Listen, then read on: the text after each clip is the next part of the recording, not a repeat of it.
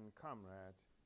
In the 1960s, when he was a revolutionary, Huey P. Newton made the statement that the power of the people is greater than the man's technology.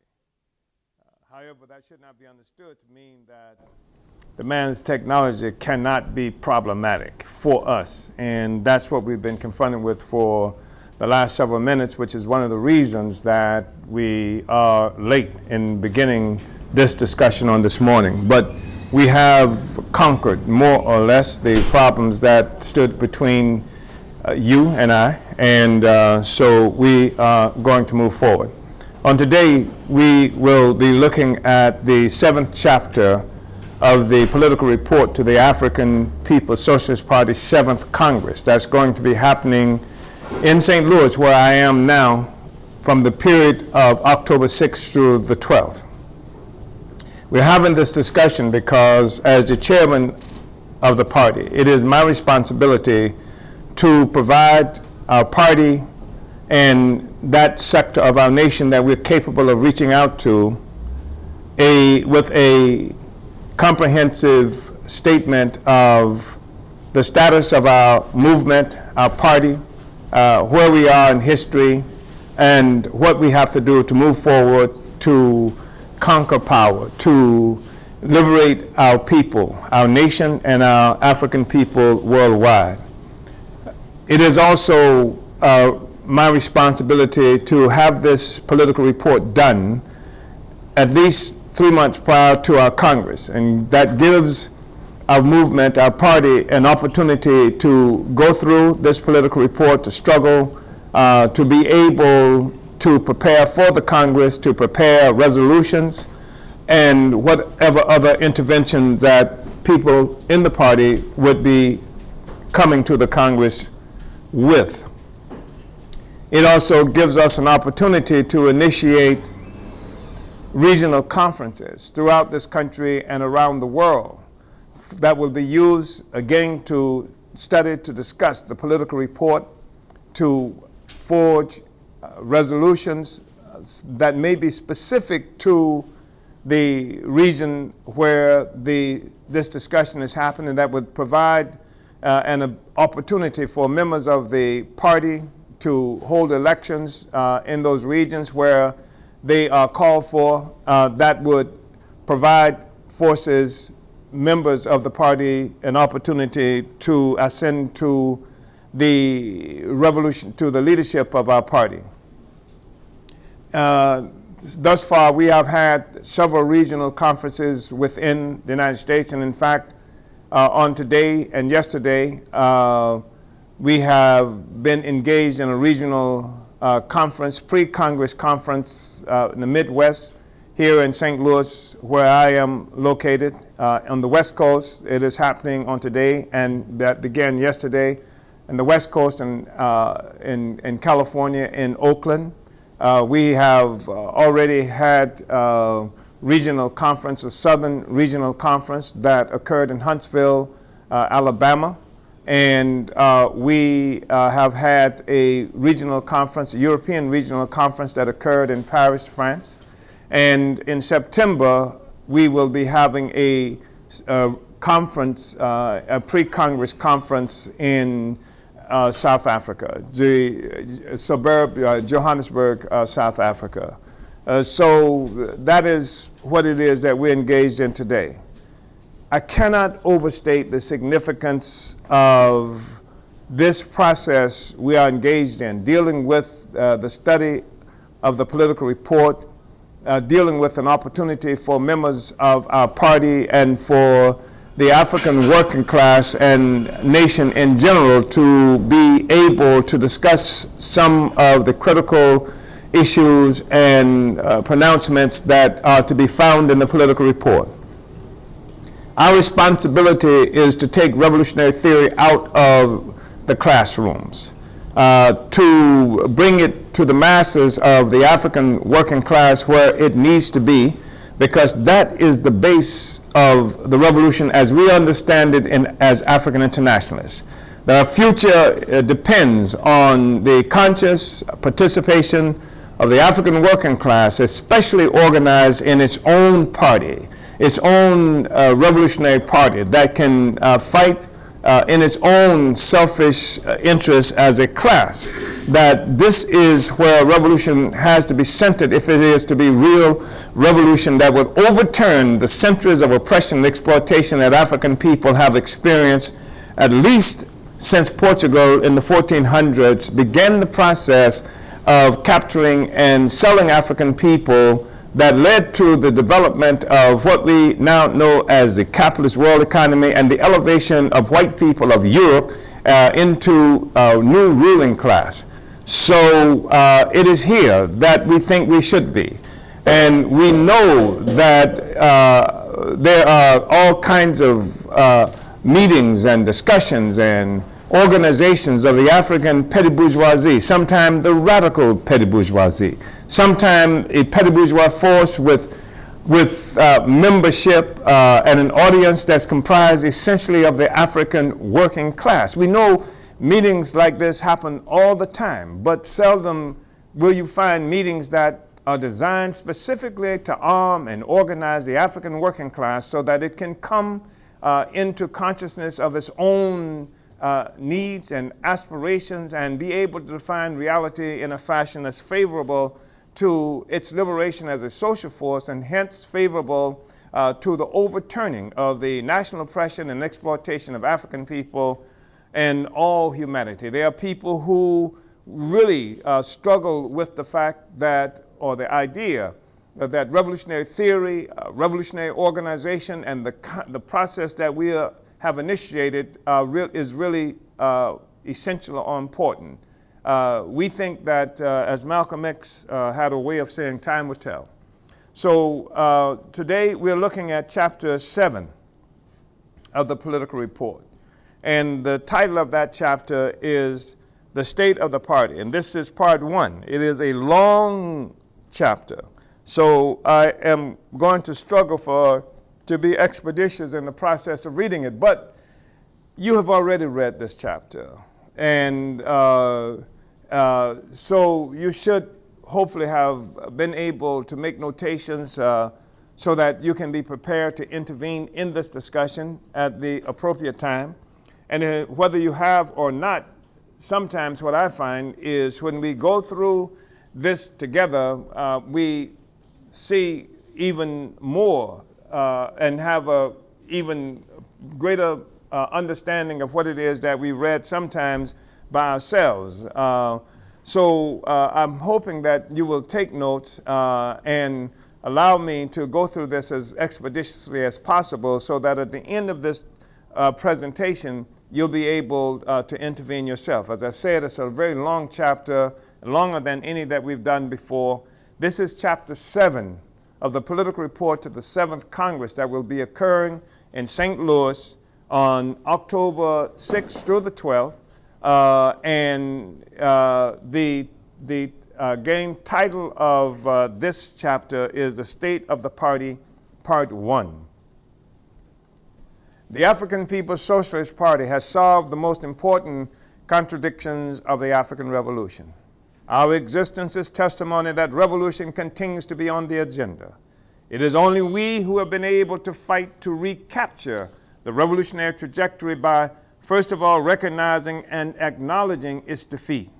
This is what enabled us to see that the election of Barack Hussein Obama represented neo-colonialism and not a continuation of the revolution historically fought by the most downtrodden and oppressed sectors of our colonized nation. There are individuals who now safely extol the virtues of the Black Panther Party of the past, many claiming to have themselves been members of it. They all conveniently forget, however, that the basis for the Panther's significance and the enmity it earned from the white ruling class is the fact that it was intent on capturing revolutionary political power. The defeat of the Black Revolution of the 60s only punctuated the necessity of taking power if our people are to know real freedom. It is our responsibility to prepare to govern. This is not the same as preparing to give a brilliant analysis that can be showcased at conferences and talk fests. There are some who proclaim that the defeat of the Black Revolution of the 60s is evidence that political parties are outdated as vehicles for winning freedom. Some claim that what is needed are coalitions because there is no one organization that has all the answers or swill to that effect. This is a typical petty bourgeois political line. Political parties require the struggle for a correct line and ideology that unites the party. They require revolutionary principles of organization, revolutionary discipline, and an internal assault on petty bourgeois inclinations of liberalism and subjectivism. As they have been doing lately, ruling class pundits tend to praise movements of the oppressed when they do not have obvious structured leadership, defined political objectives guided by advanced revolutionary theory. Indeed, the colonial capitalist rulers of the world do believe in leadership.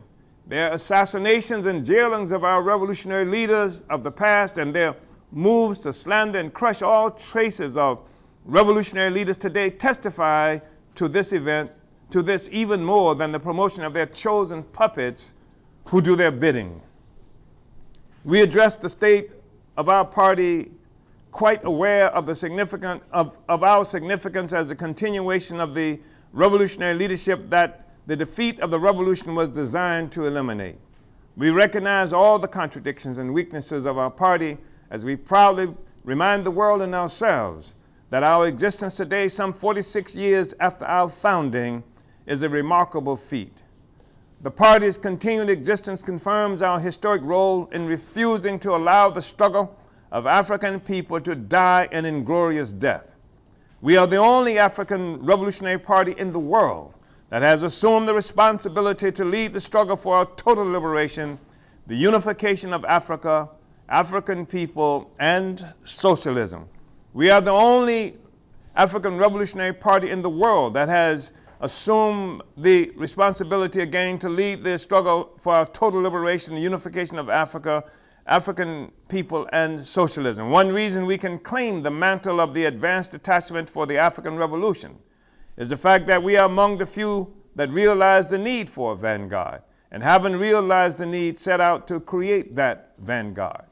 The Black Revolution of the 60s was thrust upon us during a time when, generally speaking, throughout the world, our anti-colonial movement reflected the militant nationalist aspirations of the African petty bourgeoisie. This fact is responsible for the tremendous confusion, both by militants of today and those from the period of the 60s. This is because Africans are oppressed and exploited as a whole people. This means we suffer national oppression, and the entire African nation is united in wanting to bring it to an end. And it is this national oppression that we experience that is responsible in many instances for the African petty bourgeoisie, sometimes militantly so, proclaiming that there is no class struggle, that the white man just oppress all of us, don't care, you're just a nigger even if you are black.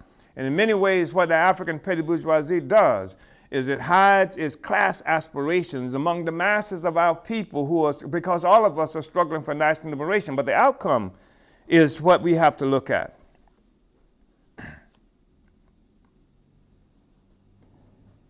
So we say this means that we suffer national oppression, and the entire colonized African nation is united in wanting to bring it to an end.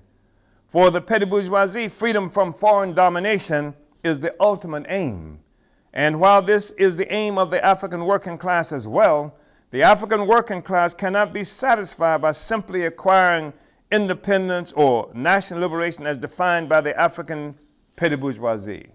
There's also a class struggle that is raging, sometimes below the surface, within the struggle for national liberation. The African working class must destroy the power of capital. The working class must fight for and win control and ownership of the means of production in order to bring about a transformation of the nationally liberated society that we seek. We must fight to control the means of production throughout Africa, the Caribbean, the U.S., and South America, wherever we are located. In order to do this, the African working class must be armed with his own class party to take the struggle for national liberation to a successful conclusion for the benefit of the majority proletariat African nation. The majority of our people are workers. or toilers, not petty bourgeoisie. Our party is responsible for this contradiction.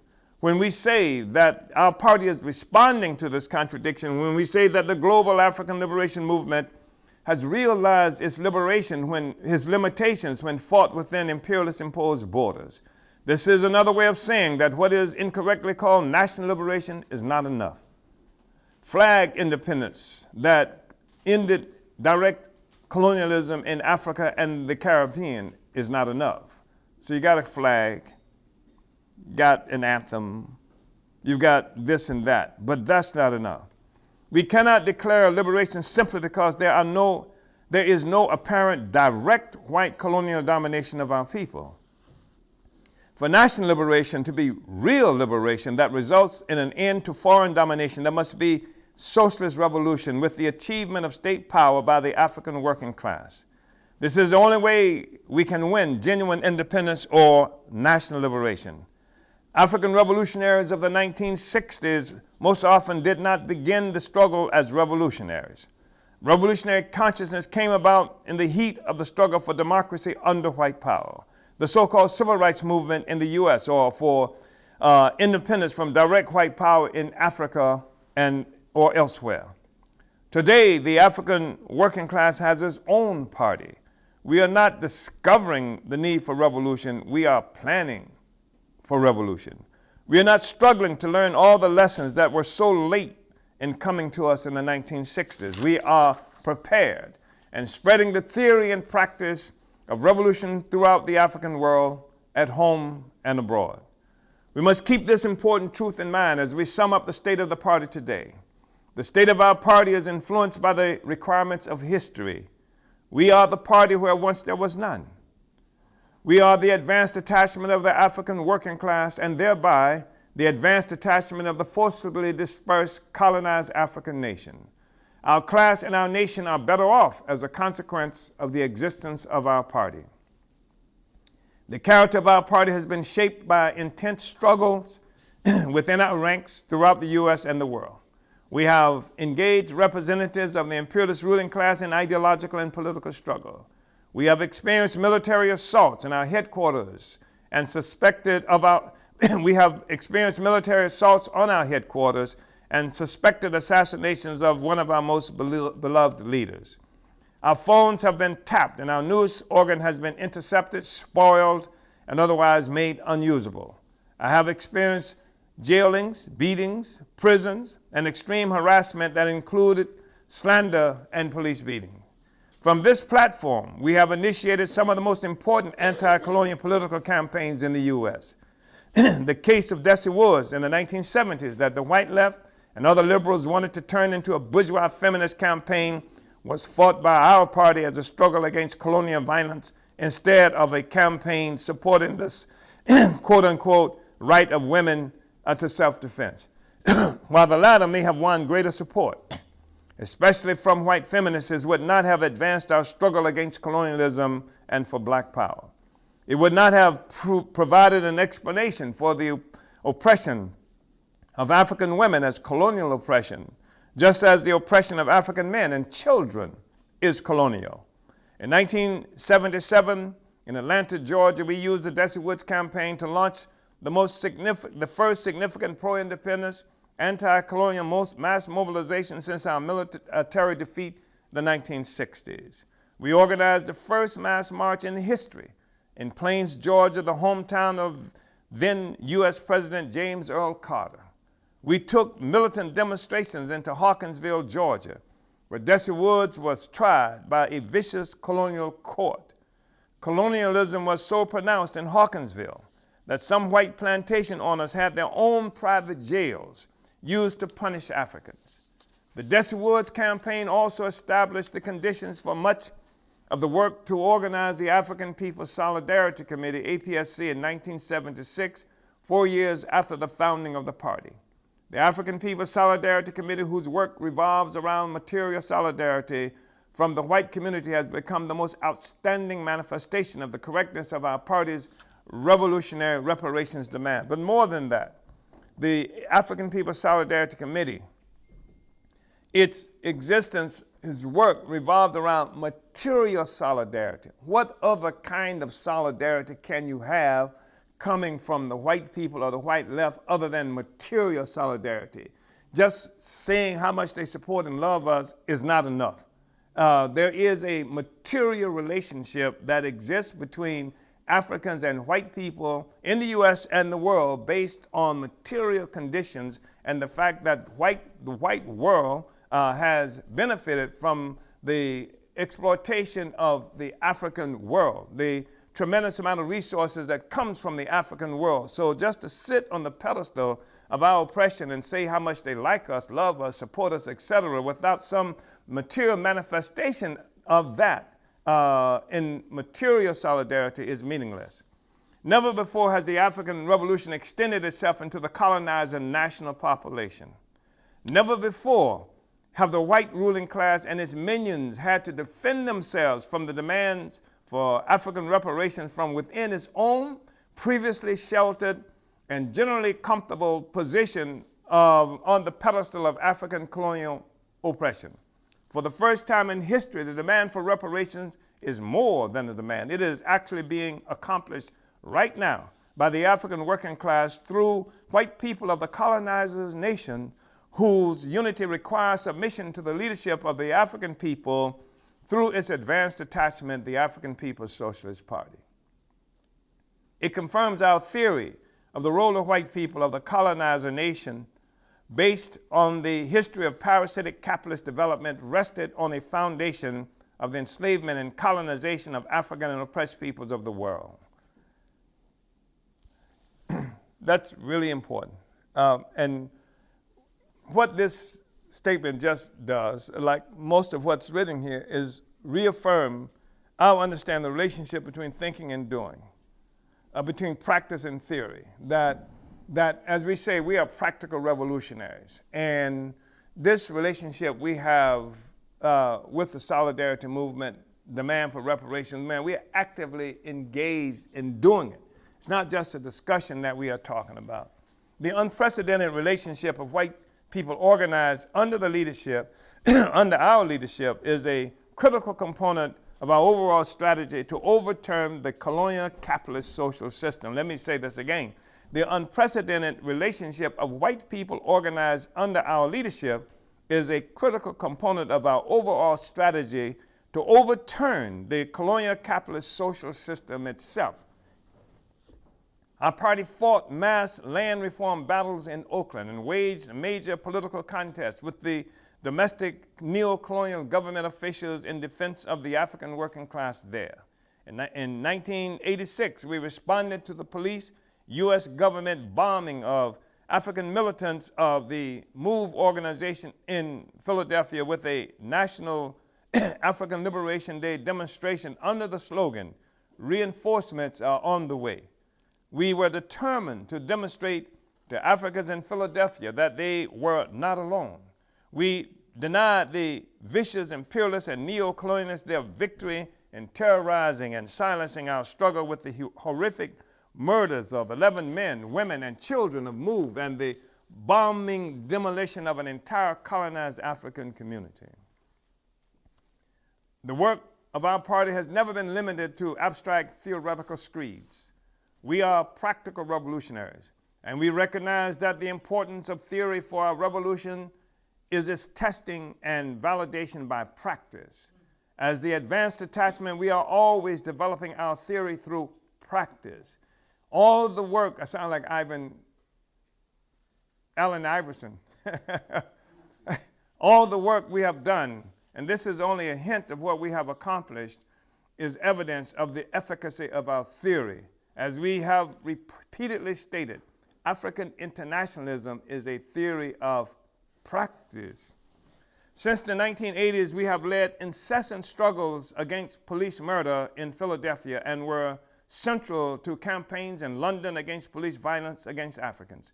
When our organizers were arrested in Sierra Leone, West Africa, we successfully mobilized an international public response that forced the neo-colonial state to retreat. We have organized multiple independent economic institutions, making us genuinely self-sufficient, and created a true foundation for dual and contending power in the hands of the African working class for the first time since the Marcus Garvey movement 100 years ago, and much, much more. The activity of our party since our 6th Congress in 2013 has been characterized by the same rapid revolutionary pace for which we are known.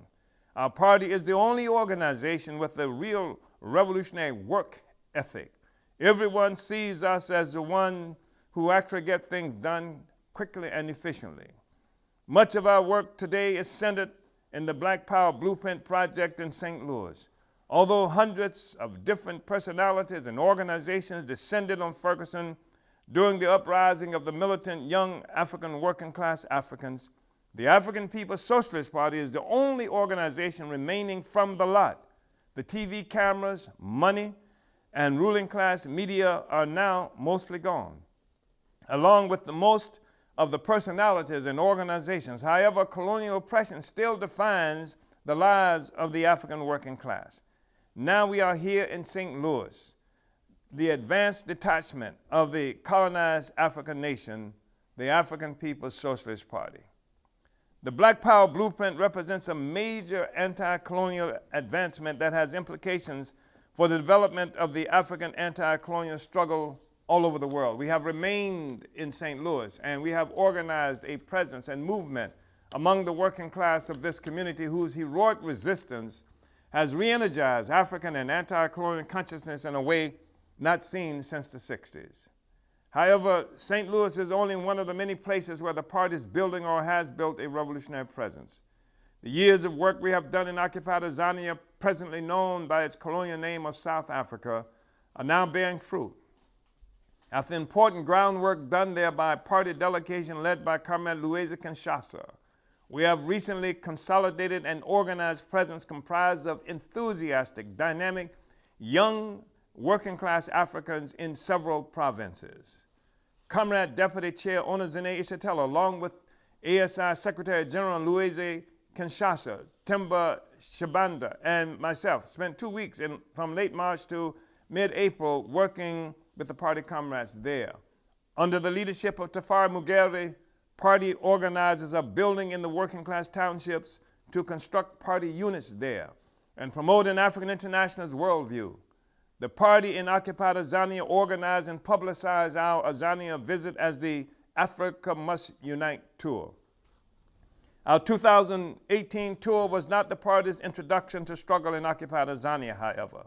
Our party's history there dates back to the liberation struggle in occupied Azania, when African people were fighting the nakedly oppressive, radicalized, racialized apartheid state, only to win nothing more than a new form of imperialist rule under the formal African leadership of the African National Congress.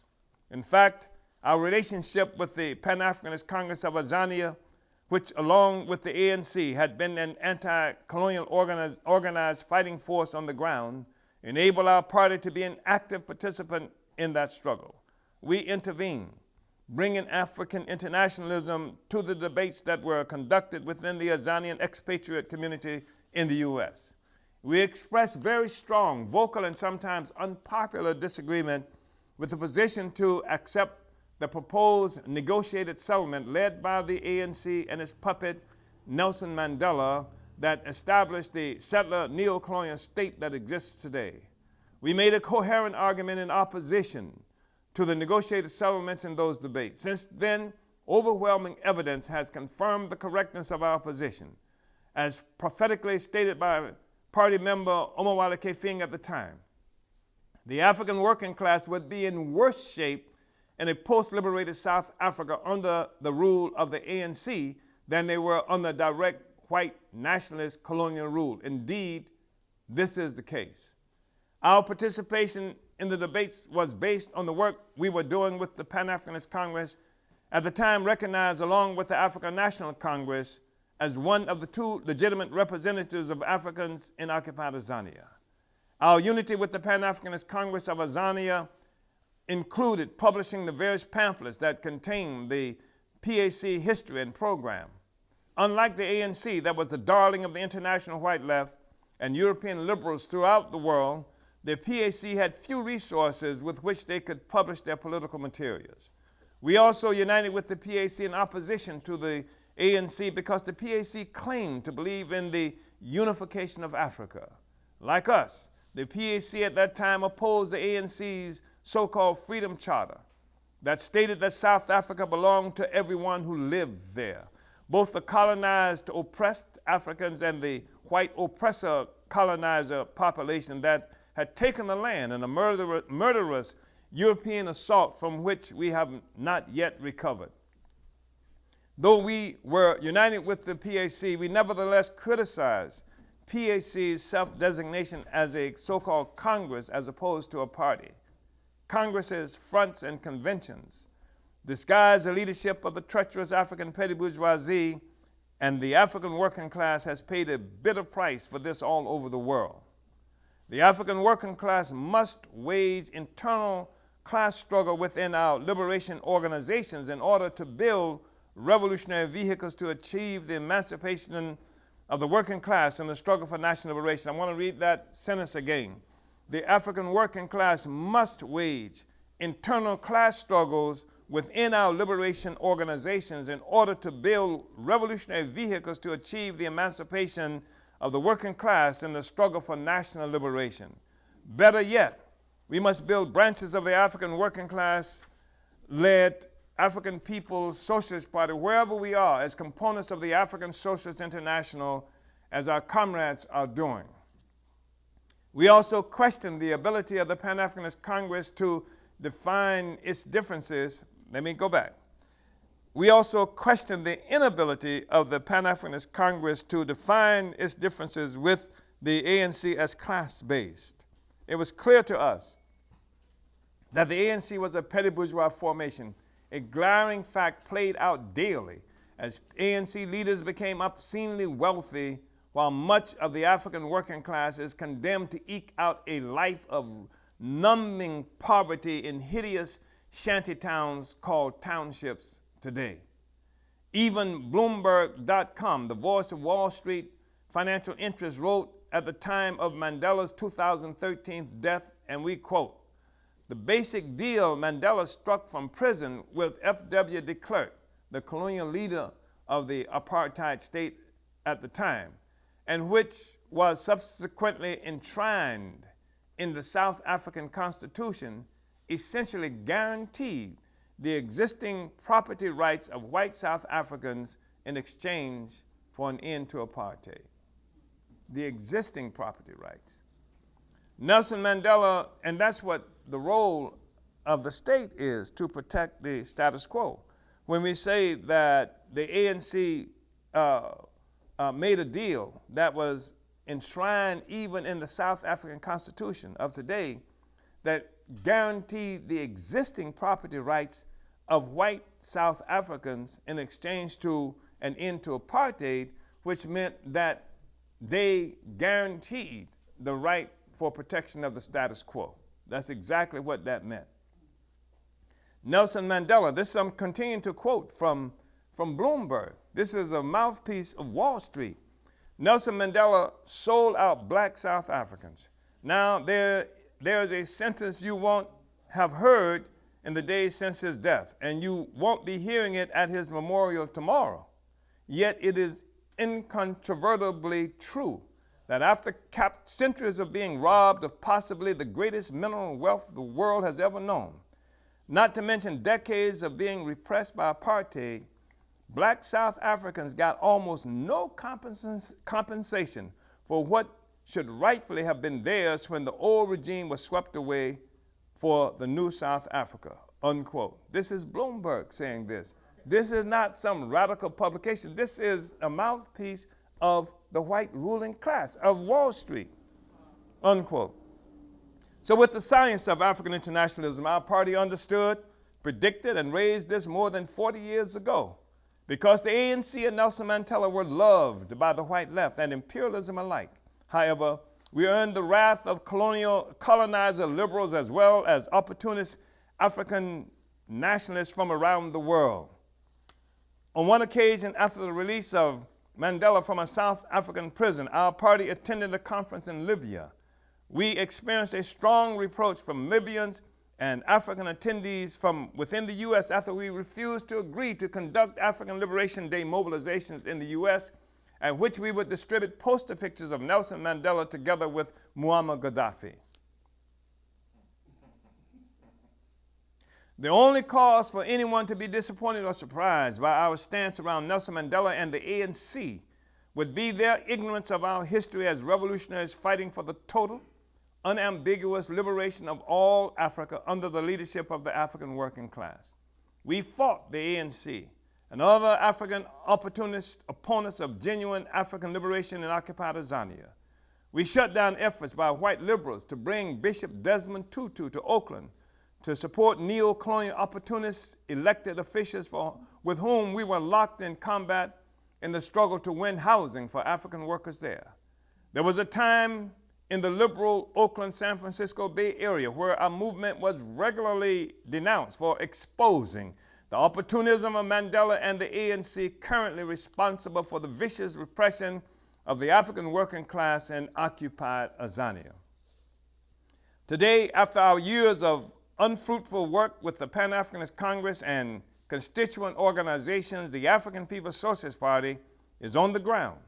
The African People's Socialist Party occupied Azania is real, further manifestation that our party is the vanguard. The Comrades in occupied Azania are generally new to political life and organization. All are disgusted by the opportunism that characterizes so much of the political life in Azania under the leadership of the ANC ruling party that threatens the future of our people and our class. Our comrades were brought to the party by their desire to overturn the ongoing colonial capitalist exploitation and oppression of our people and our resources by the settler neo-colonial state. African internationalism has helped these comrades overcome the confusion of many of our people in occupied Azania and the world caused by the formal end of apartheid in 1994. Our party's scientific approach helped these comrades understand that apartheid was only the form of the oppressive capitalist state. The end of apartheid left the same system of exploitation in place with the added assistance of a sector of the African petty bourgeoisie. This was simpler settler neo-colonialism, indirect rule, white settler power in blackface. The work and presence of our party functioned as a criticism of the entire imperialist setup. For us, the question of land and resources revolve around recognition that the South African state is an illegitimate entity that came into existence through the brutal, forcible expropriation of land and resources by British imperialism and others. The land is ours. So too is all the value stemming from the land. We will not settle for areas where the shanties are located. The mining, corporate, industrial, and agricultural sectors belong to us. This is important to say because opportunists such as Julius Malema and other militants are moving the masses to occupy the lands where the shanty towns were illegally located, often on territory owned by white settlers. While the struggle for dual power is an anti-colonial revolutionary strategy, would doubtlessly include taking the land occupied by shanties, this must not be seen as an end unto itself. Poor Africans in possession of crowded townships, even in possession of the ownership deeds, is no substitute for the revolutionary capture of land and power by the African working class as part of the struggle to liberate Africa and African people everywhere, included in what is now called South Africa. At the same time, Malema is demanding nationalization of the mines and strategic resources, a demand that we recognize as simply a call to transfer ownership to the bourgeois state. Nationalization is good and appropriate. You want to do that, but it makes sense to do that under the leadership of the African working class, but to simply nationalize land and the mines, etc., under the state, under the existing bourgeois state, is no different from what has happened in the past under the apartheid state. At a time under the apartheid state of naked, open, nasty, white nationalist power, the mines were nationalized. So it's not much to say. It is not too much to say and even though it has the appearance of a radical demand to nationalize the mines and these resources, the real question is what state power would exercise this nationalization? The state power of the bourgeoisie, the petty bourgeoisie that is represented by ANC and other forces like them, or the state power of the African working class that can only come into existence as a part of a contest to overturn the petty bourgeois state in what they call South Africa. For nationalization to be meaningful and helpful to the masses of our people and the African working class, there must be capture of the means of production by an African workers' state. Otherwise, the resources remain in the hand of the bourgeoisie, which under the existing arrangement includes the South African or white settler bourgeoisie. Such struggle must be part of an overall fight to advance the revolution to the seizure of total power in the hands of the African working class. The shanty town dweller must become a part of the new ruling class in possession of all the means of production, of which the land is an essential component. In other words, the struggle for land on the Azanian front is a struggle for revolution. Without their own revolutionary working class party capable of fighting in the selfish interests of our class, any of the initiatives sponsored by militant opponents of the existing setup can only benefit the African petty bourgeoisie, which is sometimes a very militant petty bourgeoisie.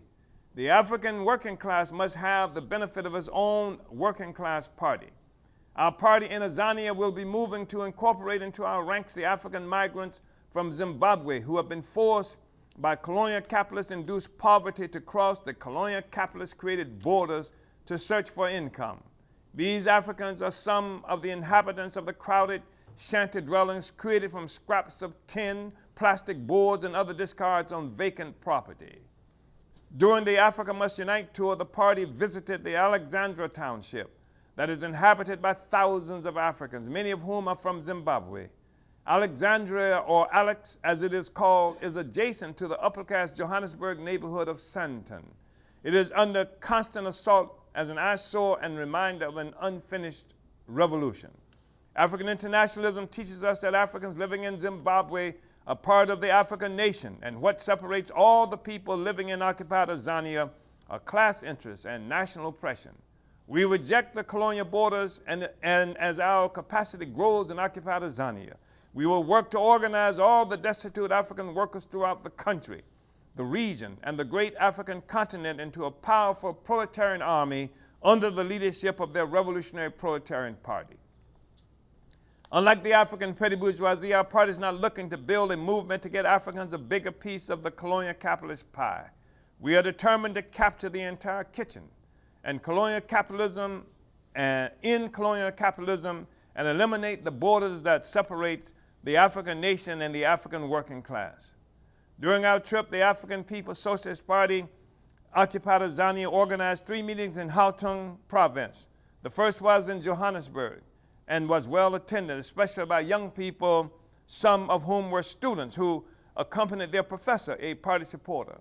Comrade Deputy Chair Onazene Ishitela showed a video of our economic development project, the Black Power Blueprint, along with a film portraying the work and philosophy of our party. The manager of the venue for this event was so impressed that he decided to join the party. Interestingly, he is an African that was born in what the British named Nigeria. The APSP occupied Azania also organized a very well-attended public meeting for the party in Folksville. We were pleasantly surprised to see comrades we have known for many years there. One of them functioned as our security during an organizing trip to Kenya in April 2009. Young people were prominent features in Folksville as well. All expressed the same disgust with the political establishment as in our first meeting. They recognized the fallacy of the so-called revolution that ended apartheid in South Africa but left the minority white population in control of 87% of the land and most of the means of production. The discussion was very lively, and we continue to make the call for the African working class to get organized in the party and prepare to lead our own struggle in our own class and national interests. The question of corruption was raised by attendees of this meeting as people were very conscious of the issue of former President Jacob Zuma and his connection with a prominent Indian capitalist. We explained that corruption is common with capitalism, but that the issue is not corruption. The issue is colonial capitalism, from whence all the corruption springs. Even non-corrupt capitalism, if such a thing were possible, could not work in the interest of the majority African working class. Our final meeting was in Everton West. Like all of our meetings, this was a training meeting, this time primarily for people interested in coming into the party. We were able to identify an assortment of contradictions that have to be overcome to make our work competent and grow our party's capacity to build and make the revolution so desperately needed by our people. In Everton West, our venue was without electricity, making it necessary to run extension cords for about 100 feet from a source at a home to the venue where the training was conducted. The lack of electrical power placed limitations on our training schedule, but we were able to unite the attendees with our party and our objective to build in Everton, where there was already an existing party unit at work. As in the other meetings, one of the most important trainings was led by Comrade Deputy Chair Owner, who conducted a workshop on developing plans of action that professionalizes all of our work. The Comrades in Azania are busy organizing their leading party bodies and planning for the party's pre-Congress conference in preparation for the party's 7th Congress in St. Louis, Missouri, U.S. Another dynamic new front for the party is in Kenya, East Africa. The party's organization, Occupied Azania in Kenya, are comparatively new to our ASI Africa front and represent some of the most exciting of all our Africa work. At the time of this writing, the party has consolidated a functioning basic party organization led by M. Kask, a young African woman in her 20s. This is an excerpt of Comrade Kask's plan of action to build the party in Kenya. This was a dated plan, even when it was written, because she had already organized the party unit, holding regular meetings and developing propaganda to build the party while exposing the people's class enemies in national press. And I quote here from the plan of action from Comrade M. Kask. The proposed African People's Socialist Party Kenya will be a component organization of the African Socialist International. This is her words. It is our vision to be an organization that will comprise the advanced detachment of the African working class. In Kenya, there is a dire need to split the African proletariat from the African petty bourgeoisie, to stop the latter from using poor African workers as cannon fodder in the fight between its neo-colonial power factions. Tribalism and ethnic politics in Kenya are endemic. Unbeknownst to the poor Africans in Kenya, these divisive, myopic identities are a defense of neo-colonialism and of the African petty bourgeoisie against African workers. They obscure the exploitation of all African workers by white imperialism and their black lackeys. They obscure the betrayal of Africa by the African petty bourgeoisie. We want freedom in our lifetime. This will require us to be revolutionaries and build the kind of organization that the African working class can trust to liberate them, unquote. The Comrades in Kenya set for themselves many reasonable goals for the development of the Kenyan front of our revolution. The significance of the African Socialist International will deepen our capacity there. One of the goals set by these comrades is to formally register the APSP Kenya as a legally recognized party before the Kenyan general elections in 2022.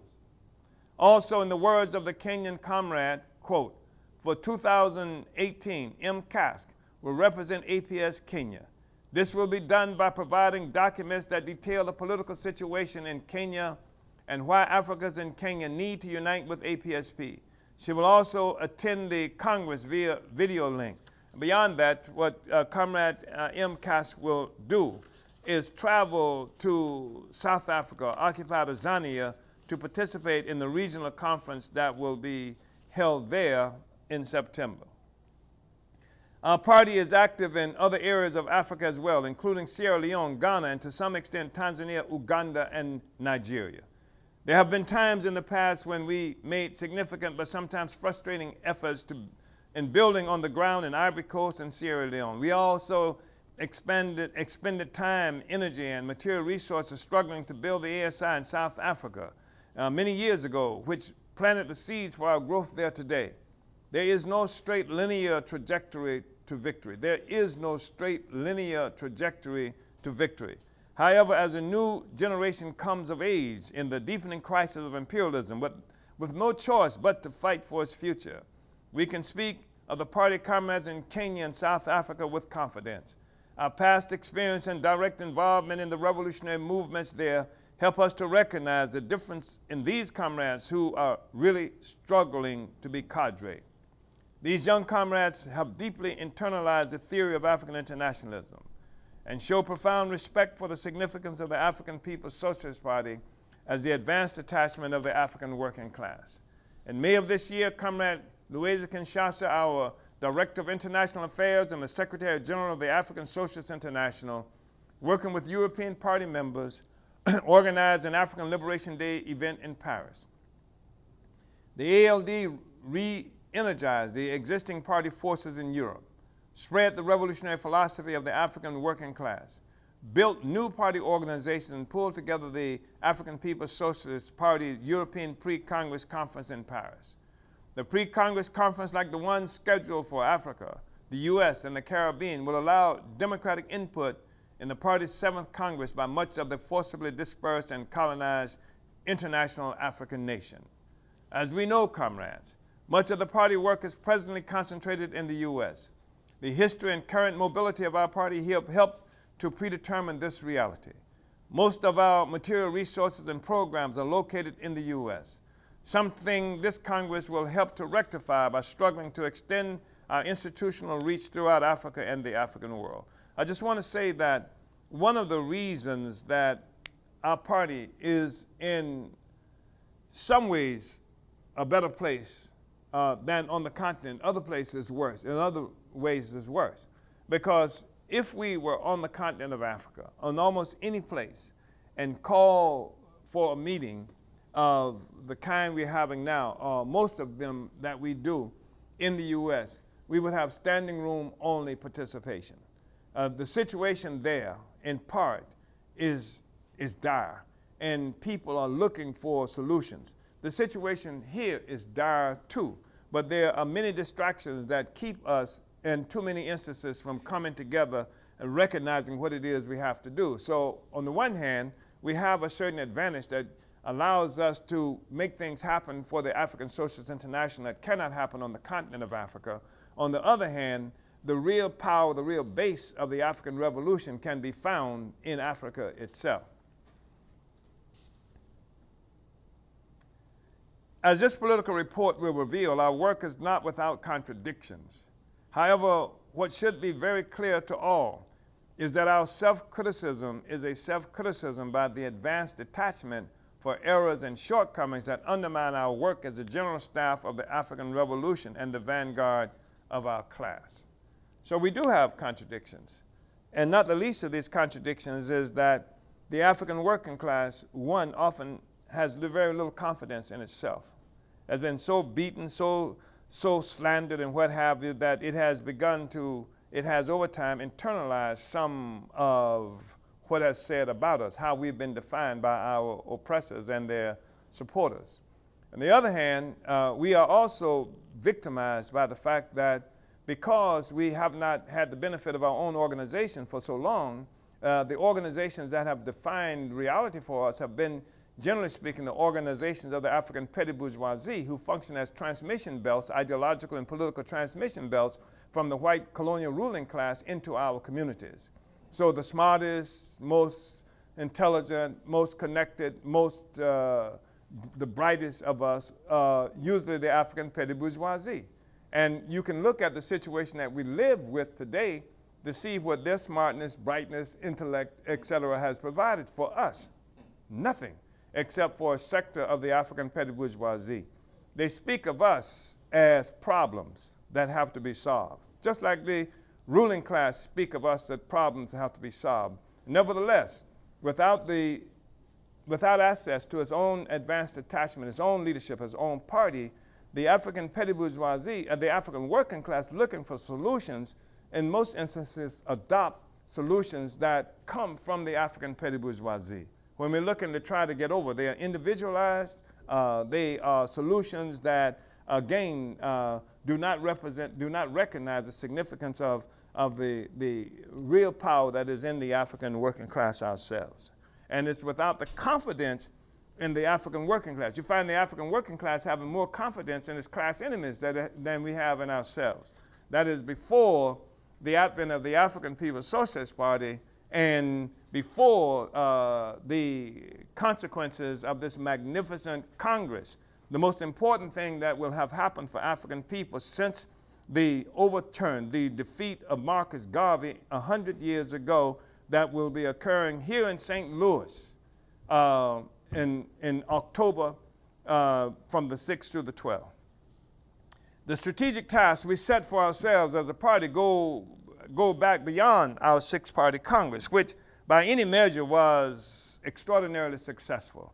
In fact, it was our fifth Congress in 2010 that set the terms for what our work would look like up to this point, and by which we must measure the current state of the party.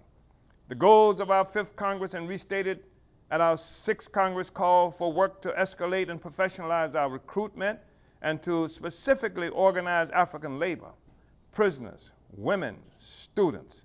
In response to the growing influence of the Christian church in Africa and among African expatriates in Europe, we also resolved to build the African Redemption Church as an arm of the Workers' Party to combat philosophical idealism from within.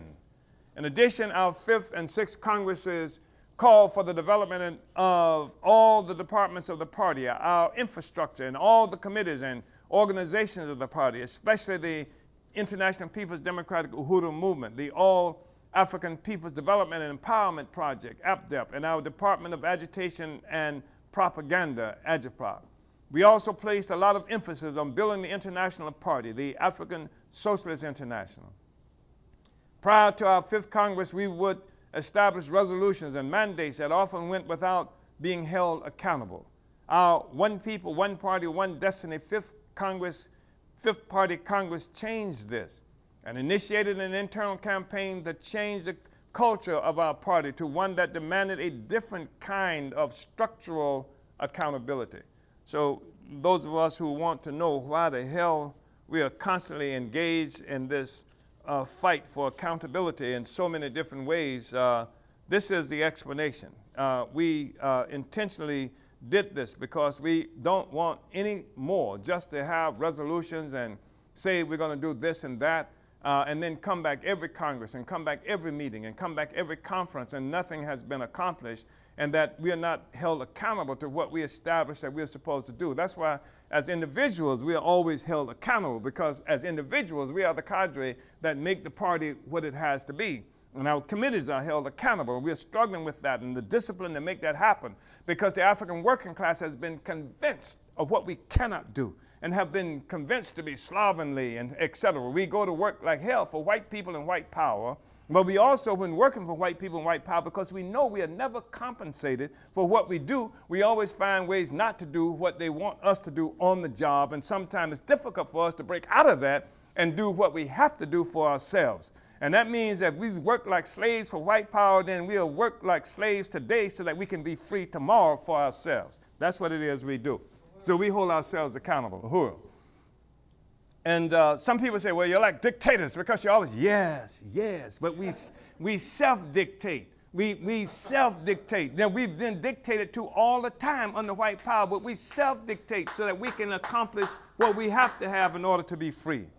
Although there are some things that we did not complete from our two preceding Congresses, they did not fall through the cracks as before. Some of our goals have gone unaccomplished, including at least one that will have to be reconsidered, such as the African Redemption Church. We will also have to consider the strategic implications of trade union work as the primary means of organizing African labor. Our initial intent was to build a genuine international African internationalist trade union that would be used to organize African workers throughout the world into a single association. Initially, there was a trade union organizers in occupied Tanzania who we thought would lead this project. that has not worked out, and we will revisit this issue. One thing is certain. Our trade union work will go beyond the opportunistic approach by simply organizing workers to fight for higher wages and better conditions. African workers must be won to their historically determined mission to become the new ruling class. While trade union organizations can be the vehicle for economic improvement, the party must be the political organization of the African working class if their work is not to descend into opportunist economism that only fights for economic reforms under colonial capitalism. You with me on that? A critical component of our party structure is the Department of Agitation and Propaganda, or Agitprop. It is a department that has always been in an uneasy state of development. The department has within its purview a host of invaluable assets. These include overall responsibility for the political education and ideological development of the party, the Uhuru movement, and the entire forcibly dispersed colonized African nation. That is the responsibility of Agitprop. Overall cadre development, the Burning Spear newspaper, party book production and distribution, our 2 FM radio stations in St. Petersburg, Florida, which, by the way, within the next 2 weeks, we'll be extending our capacity. We've just raised the tower, or we will be raising the tower within the next 2 weeks to 70 feet, which will give us a tremendously greater coverage than we have up to now.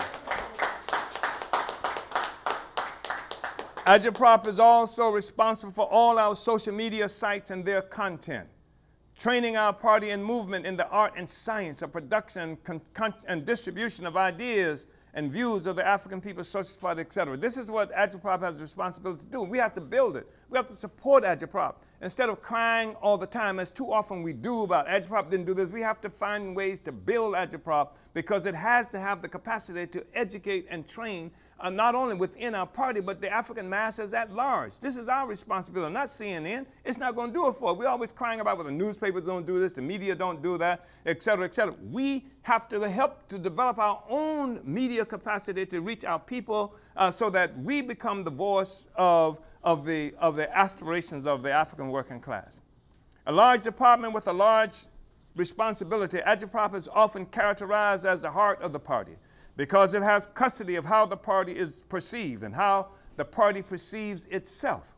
Agitprop is the department of which our party can be most proud. For the entire 46-year history of our party, Agitprop has published the Burning Spear newspaper despite contradictions that still plague us even today. And you know we have contradiction with Agitprop and the Burning Spear newspaper. We know getting that paper out, getting that paper to the people who should have it, the distributors, et cetera, including yourselves, is an issue that we constantly confronting. But I'm saying this, that hopefully in this discussion, we are armed and inspired to solve that problem, contribute to the solution of the problem, as opposed to sitting where we are in Houston, in Florida, and other places saying we didn't get the newspaper yet, or why didn't we get the newspaper yet, et cetera.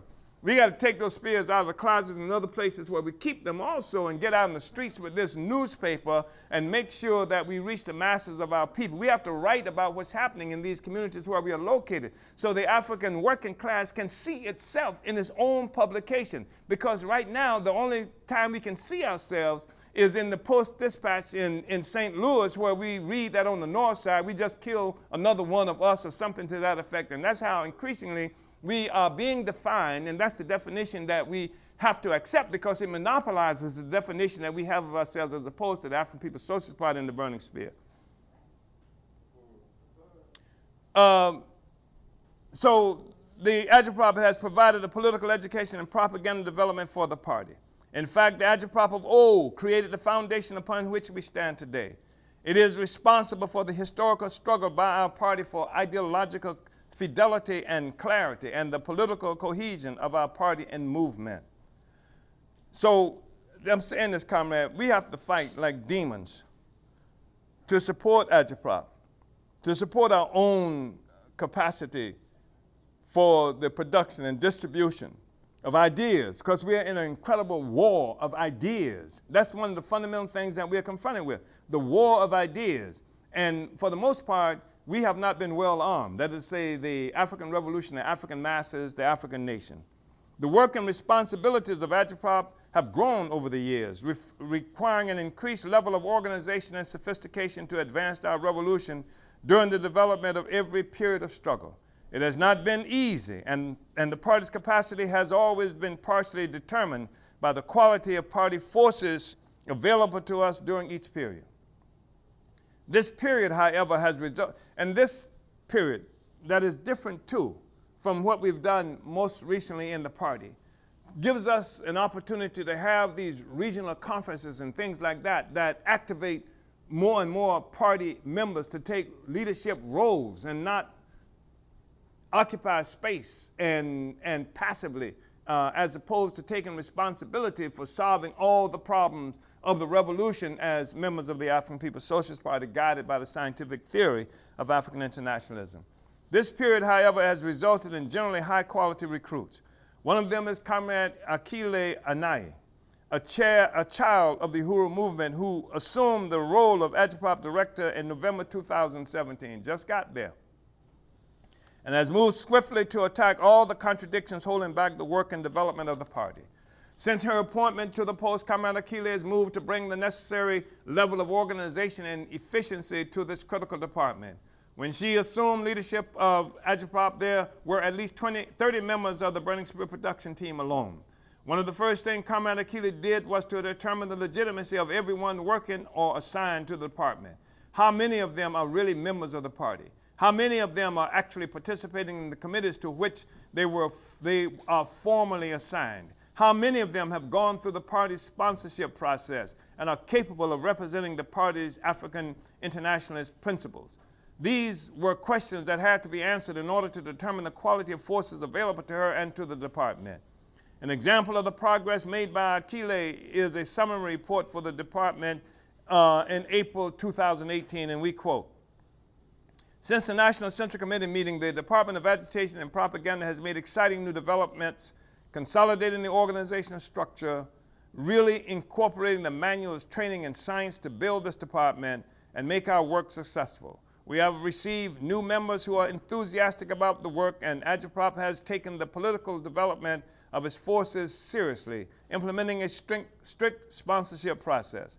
Much of the work has been centered around activating each member and assigning them to an area of work, ensuring that no force falls through the cracks.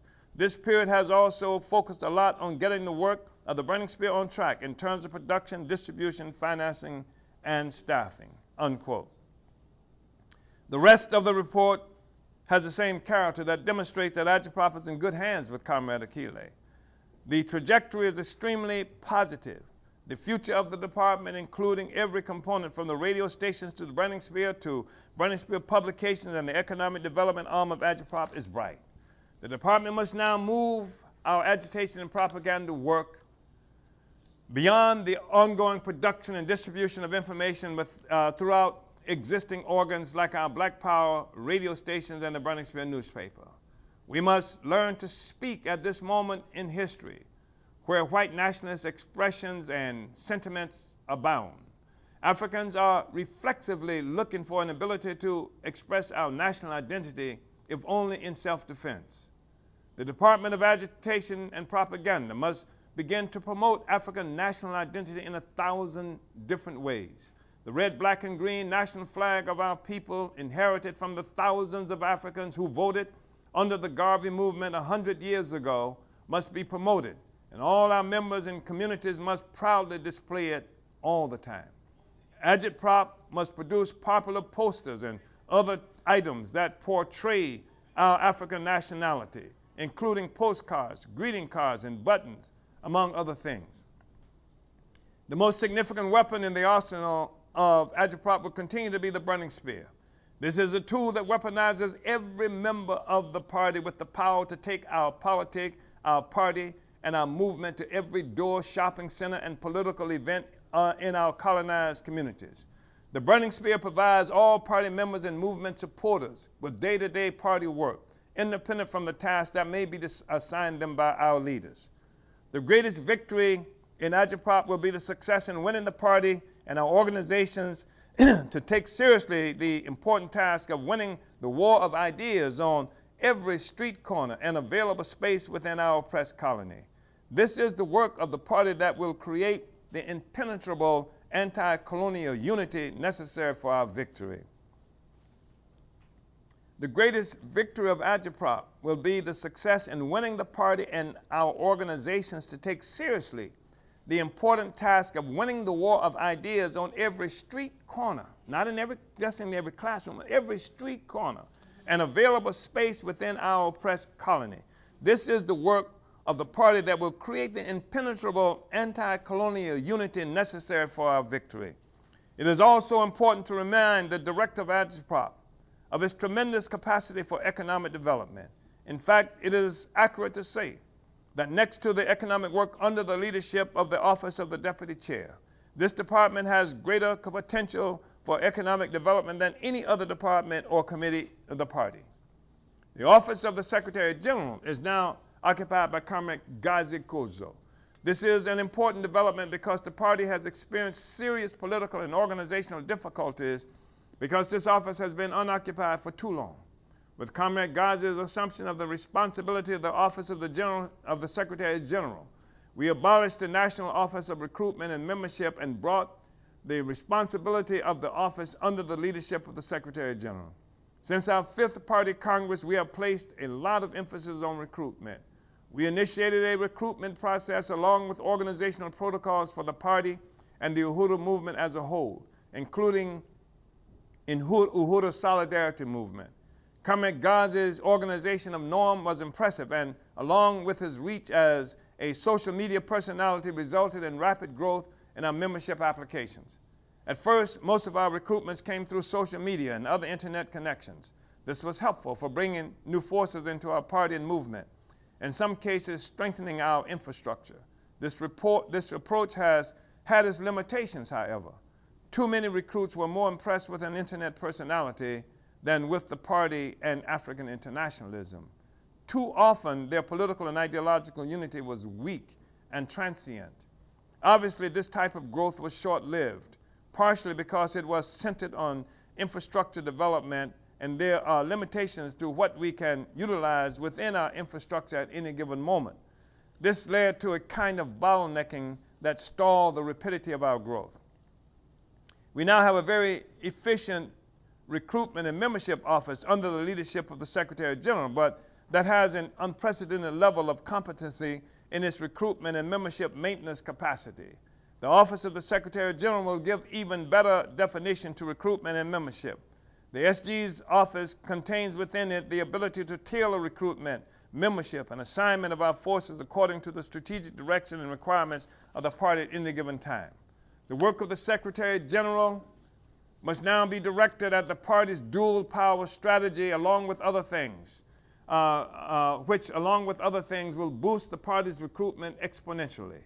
We must create the regional economic political hubs, initially radiating out from our West Coast, Midwest, Southern, and Northern regions. The Secretary General must plan to concentrate the necessary cadre where they are needed to consolidate our regional capacity from whence all the work to build and lead the party in every state is centered.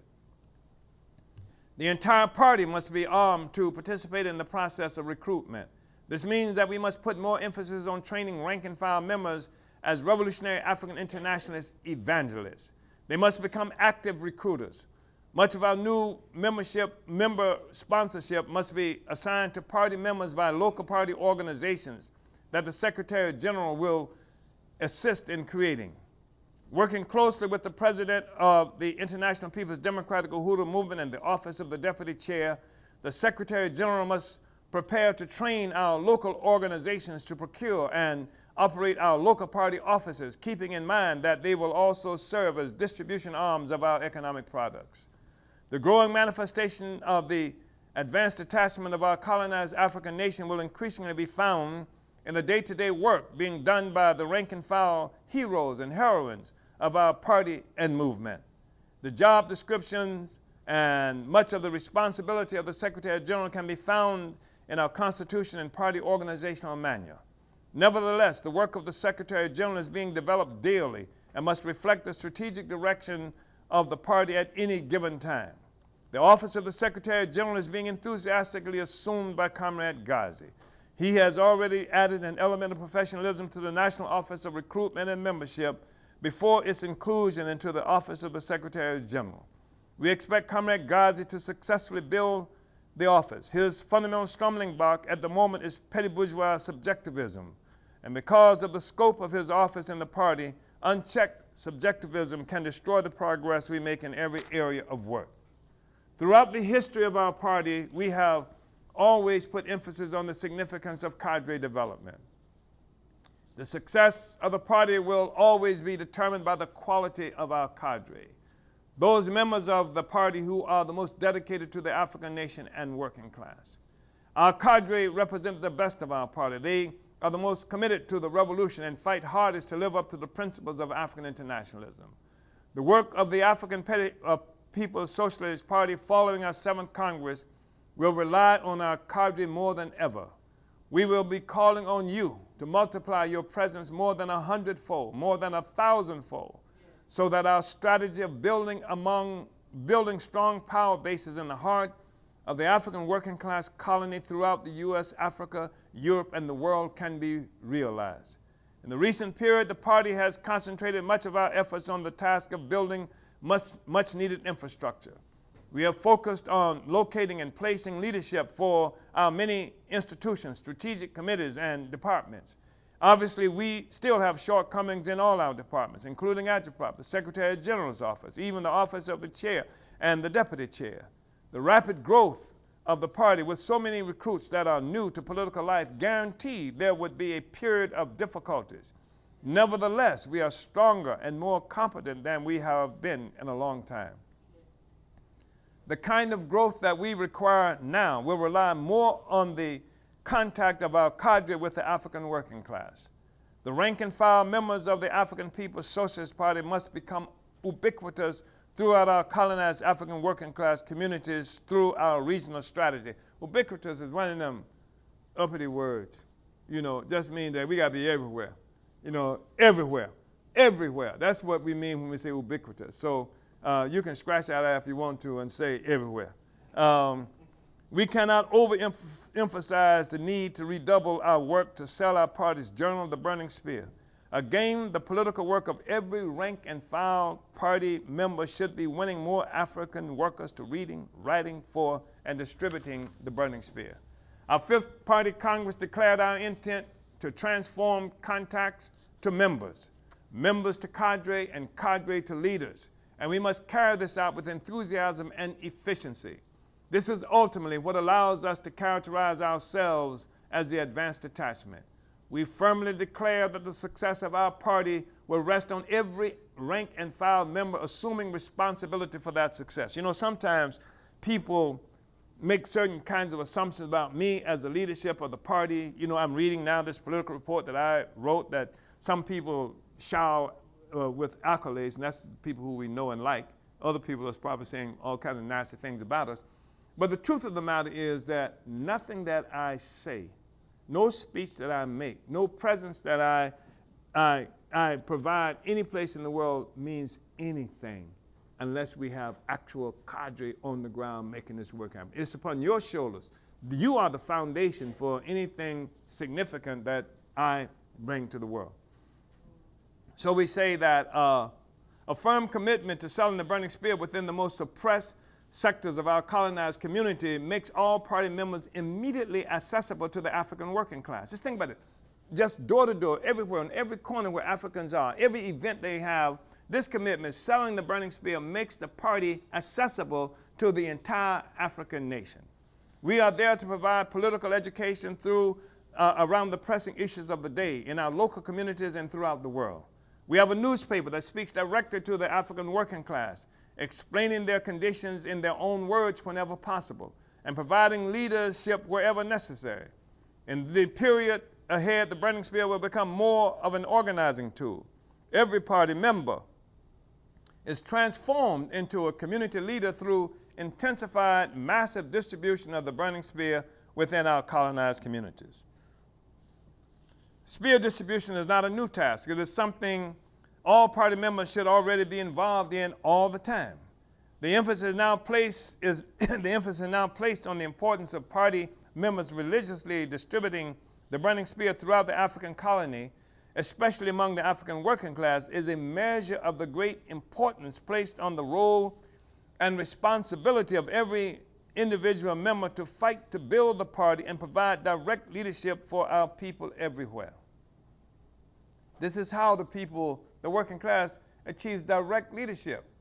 The workers, you will find that people begin to look for you in your communities. They look for you, first of all, to get their newspaper, and then secondly, to answer questions that, because they know in this newspaper there's so many questions, they know that you represent the party, they'll come and stop you and say, what's this thing that's happening in China? Not just in their own community, but they will ask you about all kinds of things that's happening in the world. You become a leadership in your community on every corner, in every block, in the prisons and universities where we may be. Party cadre must also be the most dedicated members of our mass organizations, to the extent that much of the party's work will occur from within the ranks of these formations. Party members within the mass organizations will ensure the stability and guarantee they have real capability beyond what the new recruits will be able to contribute without further testing and development. Mass organizations usually experience rapid turnover because by nature their work is most often initially built around symptoms of our colonized existence rather than by African internationalist ideological conviction. In fact, it is usually through their participation in our mass work that recruits gain the political education to begin to discover the universal anti-colonial contradictions located in the particular struggle that has brought them into political life. Party leadership within our mass organization is another way the party maintains firm links with the masses of our people, without which the revolution is impossible. This will serve to remind both party members and the African working class of our leading role as the advanced detachment and general staff of the African Revolution. Today, our primary work going forward is in the immediate locales of our individual members. New recruits must be assigned to organize in the cities and communities where they are located, building the presence of our party directly or indirectly in the form of one of our mass organizations, especially but not exclusively the International People's Democratic Uhuru Movement. We will continue to target recruits for specific areas of need within our party's growing infrastructure. However, party members must be mandated to build the party wherever they are. This should maximize the growth of NPDOM. The party's members assigned to the organization will not only function as leaders and members of NPDOM, they will be tasked to build NPDOM through recruiting hundreds and thousands of non-party members into the organization. This will thereby grow a massive reserve force for the revolution and provide deep connection with the masses who are being organized to fight against colonialism.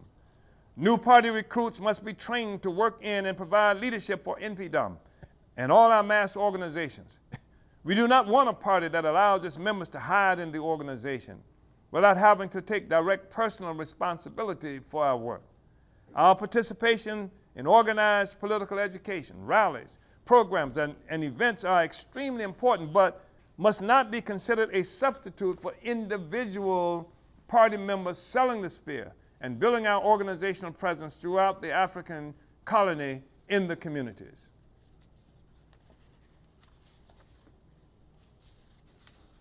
The party's office of the deputy chair, led by Onazene Ishitela, is involved in some of the most consequential work of the party. It is moving in a solid Garveyesque manner to demonstrate the unity of economic and political work. Comrades, all our political work is designed to overturn our relationship to colonialism, to become totally free, independent, and prosperous, based on applying our labor and wit to production for ourselves. Our struggle is to liberate the productive forces of the African nation, something that is impossible under foreign domination. We have employed the anti-colonial strategy of creating dual power, a power of the people under the leadership of the party as part of the process of pushing the power of the colonial capitalists into irrelevancy. The greater the independent power of the African people, the less is the power of the colonizer.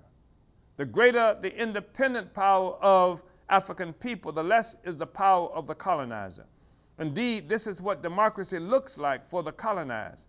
This is the path to self-determination, the highest expression of democracy. Evidence of the party's dual power projects can be seen throughout the U.S., and increasingly they will be obvious throughout the African world. We don't have to elaborate on the success of our projects, especially since Comrade Deputy Chairwoman Ona has assumed the helm of the office responsible for all our economic work. However, in addition to all the expansive economic work that is already emanating from the office of the Deputy Chair, there are other really exciting programs being developed by the Deputy Chair. The first of these projects is a collective lending program that will allow party organizations to contribute a meaningful amount of money to a microloan system that will enable these same party organizations, programs, campaigns to borrow money needed for projects, campaigns, equipment, etc. This will not be a giveaway program. A loan committee will be established to weigh the viability of every loan request made in accordance with the rules of the loan program. The borrowed money will have to be repaid with the small interest necessary to pay for program administration, training, etc. In many ways, this program will be an incipient bank, providing the necessary capital for self-reliant projects within our movement that will ultimately have the capacity to include other sectors of our colonized community as well. Those people who now slander us about being the bourgeoisie, black, they really have something to talk about now. When we're creating this loan program, it's an incipient bank that we will have, that we will create under the leadership of the African working class, so that we can begin putting our money in a place where we can borrow from ourselves. We borrow from ourselves to do projects for ourselves and for the African working class. This is the beginning. This is the incipient bank, National Liberation Bank, that we will create. The success of this program is simply another practical application of our strategy for dual power. Eventually, it will sit side by side with an array of economic institutions of our party and movement that can supplant whatever influence the colonial capitalist economic institutions enjoy within our community at this time. As we know, the African working class does not have easy access to economic institutions of the ruling class. Huge blocks of our people do not even have bank accounts. This leaves them vulnerable to vultures allowed to function in colonized communities by our colonizers worldwide, charging exorbitant fees for financial services that deepen our dependency and contribute to the crisis of our colonized existence. Every community, you got payday loan joints and stuff. You can't get a bank account. Africans many don't even have bank accounts. And we end up having to borrow from these institutions that charge exorbitant interest rates. Our party is responsible for many economic projects that need capital at any given time, sometimes for special projects that can expand our economic capacity, and sometimes to meet shortfalls that a one-time loan can overcome. Many capitalist businesses conduct their affairs with a relationship to financial institutions that forward them necessary capital from payday to payday or between business cycles. You didn't know that. But many major corporations have these relationships with banks so that they don't have shortfalls because the bank forwards them money for this business cycle. From business cycle to business cycle, I'm talking about major corporations that involve millions and billions of dollars. That's how they function normally. It's not like they got a basement someplace that they go and take a few $100 million out of it to do this, to do that. They're connected to banks. And sometimes if the bank has a problem and they can't get that money, whole enterprises will go under because they need that money to forward their enterprises from cycle to cycle. Most African businesses do not have that kind of relationship with bourgeois economic institutions. Certainly our party organizations and economic projects do not either. With the implementation of the microloan project coming out of the office of the Deputy Chair, we will no longer be dependent on colonial bank loans that dig us into a deeper hole of colonial dependency. The office of the Deputy Chair must create avenues for individual African businesses to work for collective, independent, anti-colonial development for the African nation, as African businesses generally do not do this. Often, African businesses are influenced by the capitalist system within which they function. Capitalism came into existence at the expense of any kind of independent economic activities by Africans and most other colonized peoples of the world. Profit is the primary motive in all capitalist economic activity. No matter how nice the owner of any economic venture may be, that owner is motivated to make profit, all of which comes as a consequence of exploitation of workers either directly or indirectly. Our economic activity must contend with the power and very existence of colonial capitalism by destroying its underpinning, the colonial domination and value extraction from African people at the expense of African self-reliance. The party's anti-colonial programs will ultimately give us full access to African productive forces, the ability to create life for Africa and Africans. The struggle for dual power cannot be confined to the activities of our party and movement. It must incorporate the economic interests and activity of masses of our people, whether they are part of our party or movement or not. Unfortunately, most of the barely existing economic activity of our colonized community is driven by individual interests that are often informed by inefficiency, economic desperations, and inadequate training. Over the years of party economic activity within our own independent institutions, we have accumulated a wealth of know-how. In the past, leaders of our economic institutions have paid to participate in trainings by experts in retail industry. Now we have become experts ourselves, not only in retail, but in running commercial kitchens, bakery cafes, rental spaces, and innumerable Uhuru movement-related operations, commercial and otherwise. Deputy Chairwoman Ona Zene Ishatella has correctly concluded that we have acquired the skills and knowledge that can be transferred to Africans engaged or wanting to engage in economic enterprises. Moreover, we can do so in a manner designed to win unity in participating in anti-colonial economic activity. This can satisfy the objective requirements of African businesses to fight for national emancipation from foreign capitalist white power. I hope you heard that. This will not automatically make the businesses anti-capitalist, but it can make them anti-colonialist, placing them in objective unity with the struggle for national liberation that must be led by the African working class under the leadership of its advanced detachment.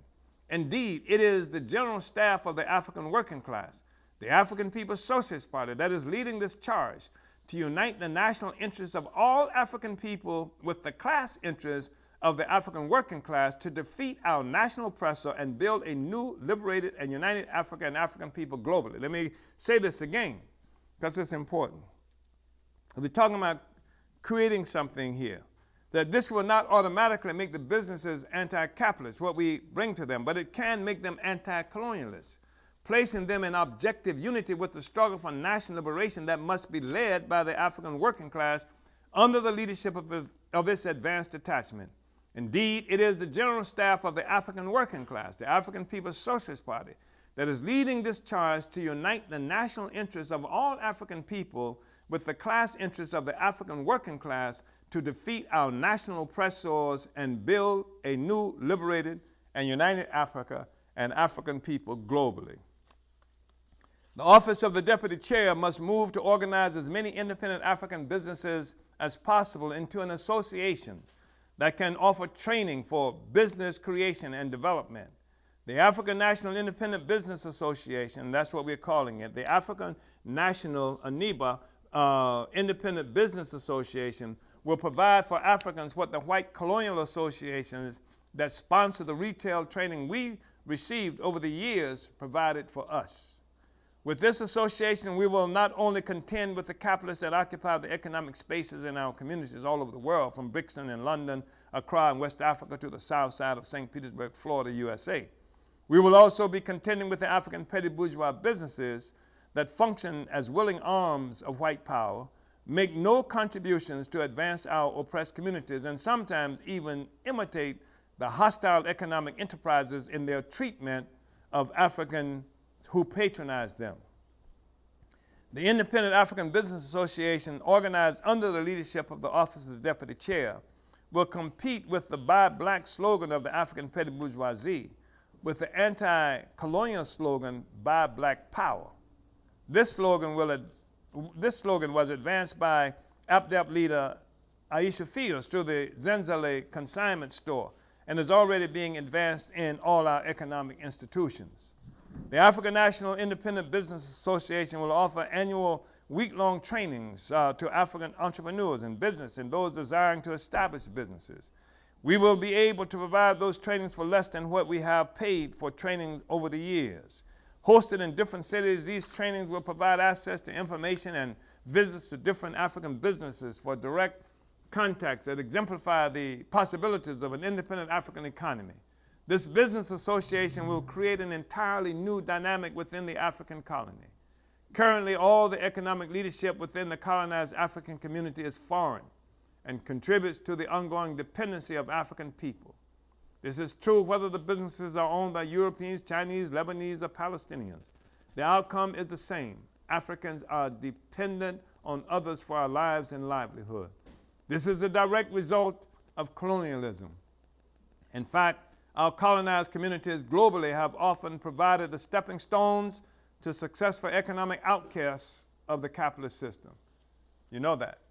Globally, our communities have often provided the stepping stone to a successful economic outcasts of the colonial system.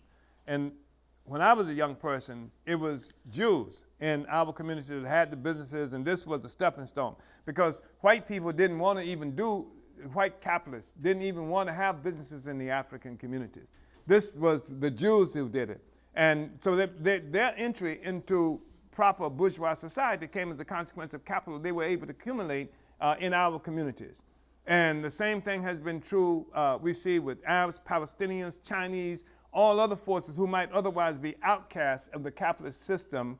They now find stepping stones to entry into the capitalist thing by coming into our communities. And you walk through, or go through places like North St. Louis.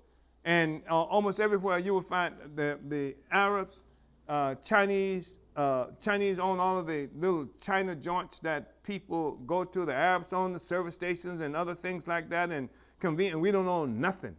And but they use these. These are outcasts of sorts. Even though they get capital, you can't get. They would get capital from the banks because the banks and the system want to keep you economically dependent. So what happens is your capacity atrophies. That is to say, you lose the ability to do certain kinds of things because you don't have experiences. You lose the experience in doing them, and others grow their economic capacity. So even if the Arabs move out and they say, well, you should get your own service station, you should own your own store, et cetera, et cetera. Most of us don't even know how to do it because for so long we've been pushed out of the process, and others have done it and made fortunes at our expense. The Buy Black Power Project and will provide an important anti-colonial fight back, allowing African businesses to lower their prices to our community by buying together and reducing their costs. And this is another thing that happens. Sometimes you do have an African business in your community, but they charge more. And they charge more because they can't buy as much at the same time, right? So if you're purchasing small amounts of something, it costs more than if you're buying large amounts, huge quantities. Lower the prices of it, and you can charge less in your own communities. It can collectivize training for existing business owners and teach others how to go into business and serve our community. This work can help with the development of anti-colonial economic activity within the colonized African community that is not automatically or wholly connected to or dependent on foreign capitalism. Most importantly, the African National Independent Business Association will become a conscious arm of the anti-colonial movement. The African businesses within our communities have an objective interest in the preservation and development of our colonized communities in order, if only to protect their African market. The African businesses, they have an objective interest in maintaining this community. All the gentrification that we see happening in our communities destroys the economic market of the African businesses. If you disappear, then the African businesses can't make any money. So they have an objective interest in preserving the solidarity of the African community, if only because they can't send their children to school and all these special things they're going to get for them if you are not there. So the role of the party of the African working class will be to provide anti-colonial ideological and political leadership for the businesses through the association. The office of the deputy chair must also investigate the possibility of organizing the many African contractors that are struggling independently to compete with colonial contractors in our own communities. The Black Power Blueprint Project brought us into contact with many of these Africans who, for the most part, are simply skilled workers who have had to create their own jobs by becoming contractors. These previously unorganized contractors can be brought together and their skills organized in a way to contribute to their own betterment while uplifting our community. Separately, they find themselves having to compete for the same contracts. Sometimes these contracts are awarded by local or federal governments who offer jobs that compromise our community security or require them to take on work that functions to harm other people. In St. Louis, where we are concentrating on the Black Power Blueprint, the federal government has accumulated more than 100 acres of land upon which they intend to build a $1.75 billion super spy agency. Although the agency intends to bring their own workers to build the project, African contractors are still expected to compete for the ability to participate in this death-wielding enterprise. The participation of the African contractors in the St. Louis Black Power Blueprint Project provided them with the practical evidence of the power of independent anti-colonial activity. At the big reveal that publicly unveiled the Uhuru House in St. Louis, there was an ongoing expression of appreciation by the African contractors for the presence and anti-colonial work of the deputy chair, her office, and our movement. The contractors themselves actually donated to the project at the reveal, after many had already donated through price reductions for the magnificent work they had done and are doing with the Black Power Blueprint. Organized together as an anti-colonial African Contractors Association, they can even purchase some of the properties being captured by colonial interlopers who are pushing our people out of our communities in the process of gentrification, or what is really African removal. When the state of the party is measured by the progress made within our infrastructure, departments, and committees responsible for the operation of our organization, it is clear that our party has made incredible progress and stands today at the doorway of the future of African liberation and unification. Nothing of this sort has occurred for our struggle since the magnificent Universal Negro Improvement Association and African Communities League of Marcus Garvey 100 years ago. This is what the advanced attachment looks like. This is Garveyism of the 21st century. Uhuru. Yeah.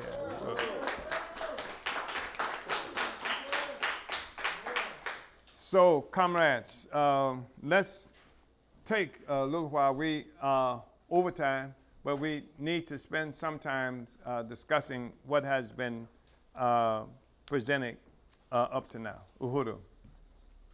So, we open it up, and I think people can, how do people participate in the internet? So people will be able to ask questions and what have you. And this is what we need to do henceforth, because sometimes we go without responding to some questions. Sometimes they get missed or something to that effect. So I think it would be helpful if for the next study, when we get started, we look at some of the questions that may not have been answered the last time and deal with them as well. So we go ahead and start. Uhuru. One Africa. One nation. So Uhuru, we would just like to thank Chairman Omali Yeshitela for this ongoing Omali Taught Me series and the presentation of the political report to the 7th Party Congress. And as stated, we will open it up for questions. If you are online, please submit your questions via Facebook in the comment section. And we would also like to start with a comment from Deputy Chair Onasene Yeshitela in St. Petersburg, Florida, who says, "The greater the independent power of African people, the less is the power of the colonizer." Mm-hmm. Indeed, this is what democracy looks like for the colonized. Mm-hmm. This is the path to self-determination, the highest expression of democracy. Uhuru. Uhuru. I want to say this because anybody who's familiar with our party can see the tremendous influence and leadership of African women. The fact is, the same thing was true of the Universal Negro Improvement Association, the leadership of women, but it was not, I think, sufficiently recognized. People today talk about the significance of two of Garvey's wives, two of the women, the two women to whom Garvey was married, Amy Jacques Garvey and Amy Ashwood Garvey. And they play profound roles. They play profound understated roles. And even as the Garvey movement was really advanced in terms of the leadership of African women, all you got to do is go through the historical documents and stuff like that. You will see profound leadership there. And I think that one thing that distinguishes also is that we acknowledge the role that Comrade Deputy Chair Onozine Ishatella right now. We don't wait until after something has happened that she has played in advancing this struggle. So I appreciate the comments that she has made. Uhuru. Uhuru, and good morning, Chairman. Uhuru, Comrade Christina. My name is Christine. I've come from Kansas City to attend the Midwest Regional Conference. My question is, you mentioned impedum a lot during this political report, as well as previous reports. Can you explain a little bit more the importance of party forces either joining impedum, actively organizing, or material solidarity with impedum? Well, the thing is that that in the past we've had revolutionary organizations that were known primarily because of the mass work that they took on. And what we're saying is that with the International People's Democratic Uhuru movement, most of the active party work, the grassroots activity, the day-to-day work of the party should be done through this mass organization of the party. And we developed cadre. One of the things that makes cadre so significant is that we're able to put cadre, trained forces, people whose dedication and commitment to African internationalism, the African Revolution, whose love of Africa and the party and the African Revolution is what informs their unity and their practice. And this is the thing, because when you have mass organizations, you bring people into political motion who, generally speaking, informed more by their pain than anything else. People join mass organizations because they're hurting. Their neighborhood is hurting. Somebody that just got killed, somebody that got emotional things brings them, and it's not necessarily ideological unity. We want that to be there. We want people to have a means through which they can express their opposition to colonialism, but we want that the party, the leadership of the party to be available to them, so that what happens is that in the mass work, we have an opportunity to bring people to a higher level of unity with the African Revolution, because we help people to understand that just what happened to your child in the school, or this person getting killed right there, within this specific contradiction, there is a universal contradiction that we are confronted with, and that is the colonial capitalist domination of black people all over the world that brought us into this place here, and the places where we are located in terms of our oppression and exploitation all over the world. And that's why the party is so important, to have cadre in these organizations. Mass organizations have, because of what I've just described, have usually a rapid turnover. People come in because they're in pain. They rush to find a solution, but the solution is not always quickly found. And so sometimes people, when they cannot resolve their immediate pain, they leave mass organizations. Or once they do find a solution, like the lawyer so-and-so, you know who I'm talking about, who shows up at every police killing, who pops up in our community and gets the money that undermines the struggle. You know, these guys come in and they teach the victims not to complain, not to get organized, not to do this and that, and so that they have a better chance from their perspective of getting a check. Once the people get a check, they're no longer part of the movement. We are talking about something different from that. So that's why it's so important for the party, for still cadre, to be up in the mix. And that's why it's so important for us to stop belly aching and do what we're supposed to do and be the revolutionary forces that the people need. Uhuru. Yeah. Thank you for that response. We have a question by Mensa Ajanaku, which reads, Uhuru, are we to understand that the colonized African is still primitive accumulation and the petty bourgeoisie profits off us by supporting capitalism? Are the petty bourgeoisie primitive accumulation themselves and are therefore also exploited by capitalism? And if so, is this our tool to have them commit class suicide? Well, that's an interesting and intricate kind of question. Let me just say that the Africans, we experienced colonialism everywhere. That is the material manifestation, political manifestation. In terms of the economic foundation of capitalism, which is what he is talking about. You can call, if you, for lack of a better term, you can call primitive accumulation pre-capitalist accumulation of capital. And this is not pre-capitalist. This is capitalism has come into existence off of what they call primitive accumulation. We were the primitive accumulation. Now capitalism exists everywhere. It's colonial capitalism. That's why we call it colonial capitalism, because it defines the fact that capitalism came into existence through colonialism, and colonialism continues to exist everywhere. In terms of the primitive accumulation, in terms of the petty bourgeoisie, being able, we call them the primitive petty bourgeoisie for a number of reasons. I don't want to go into. In terms of the petty bourgeoisie committing class suicide, we offer them an opportunity. We give them the sword with which they can do it, and that is the struggle for national liberation. So they can do it, you know, by, what is it, Japanese style with the pillow and what have you, and you know, but we offer them the sword with which they can commit class suicide.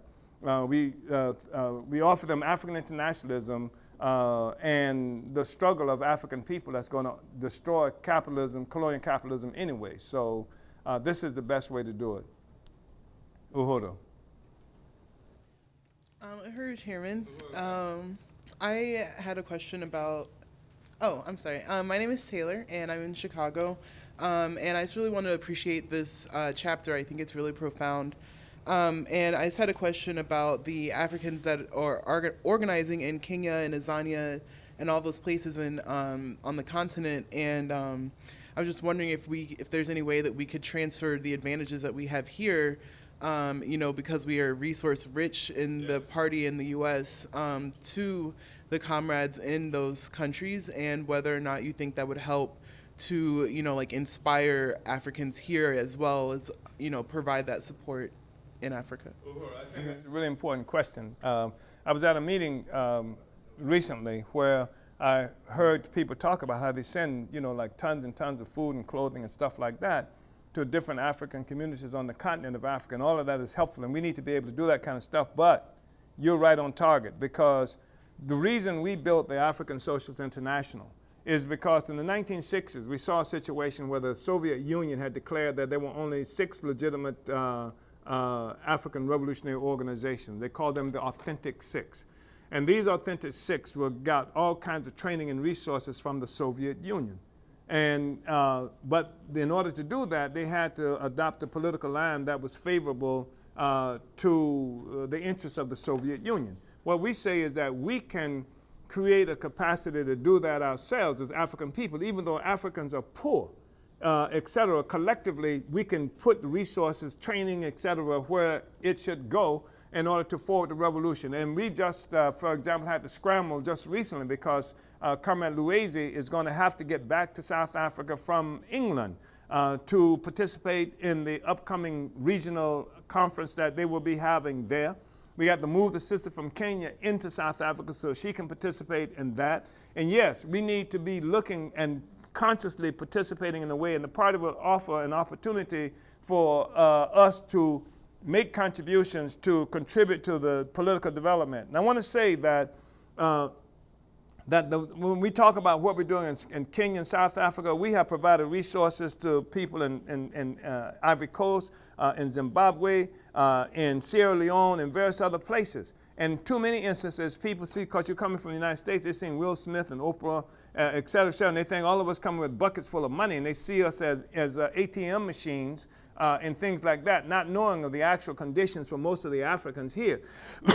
And it has corrupted, excuse me, to some extent it has corrupted our relationship because, again, they see us as NGOs, et cetera. We have now, and so in many instances, the work that we've done has not come to fruition because they saw it as a relationship to get something as opposed to contributing to the revolution.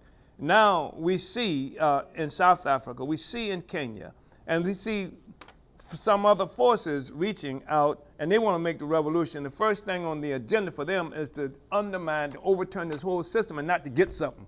Because that's what the NGOs bring. That's what the United Nations, they come and throw bleach flour off these trucks. And so immediately you get fed, now you get fed bleach flour and you lose your capacity to grow, the wheat where you can have your own flour that's not bleached, etc.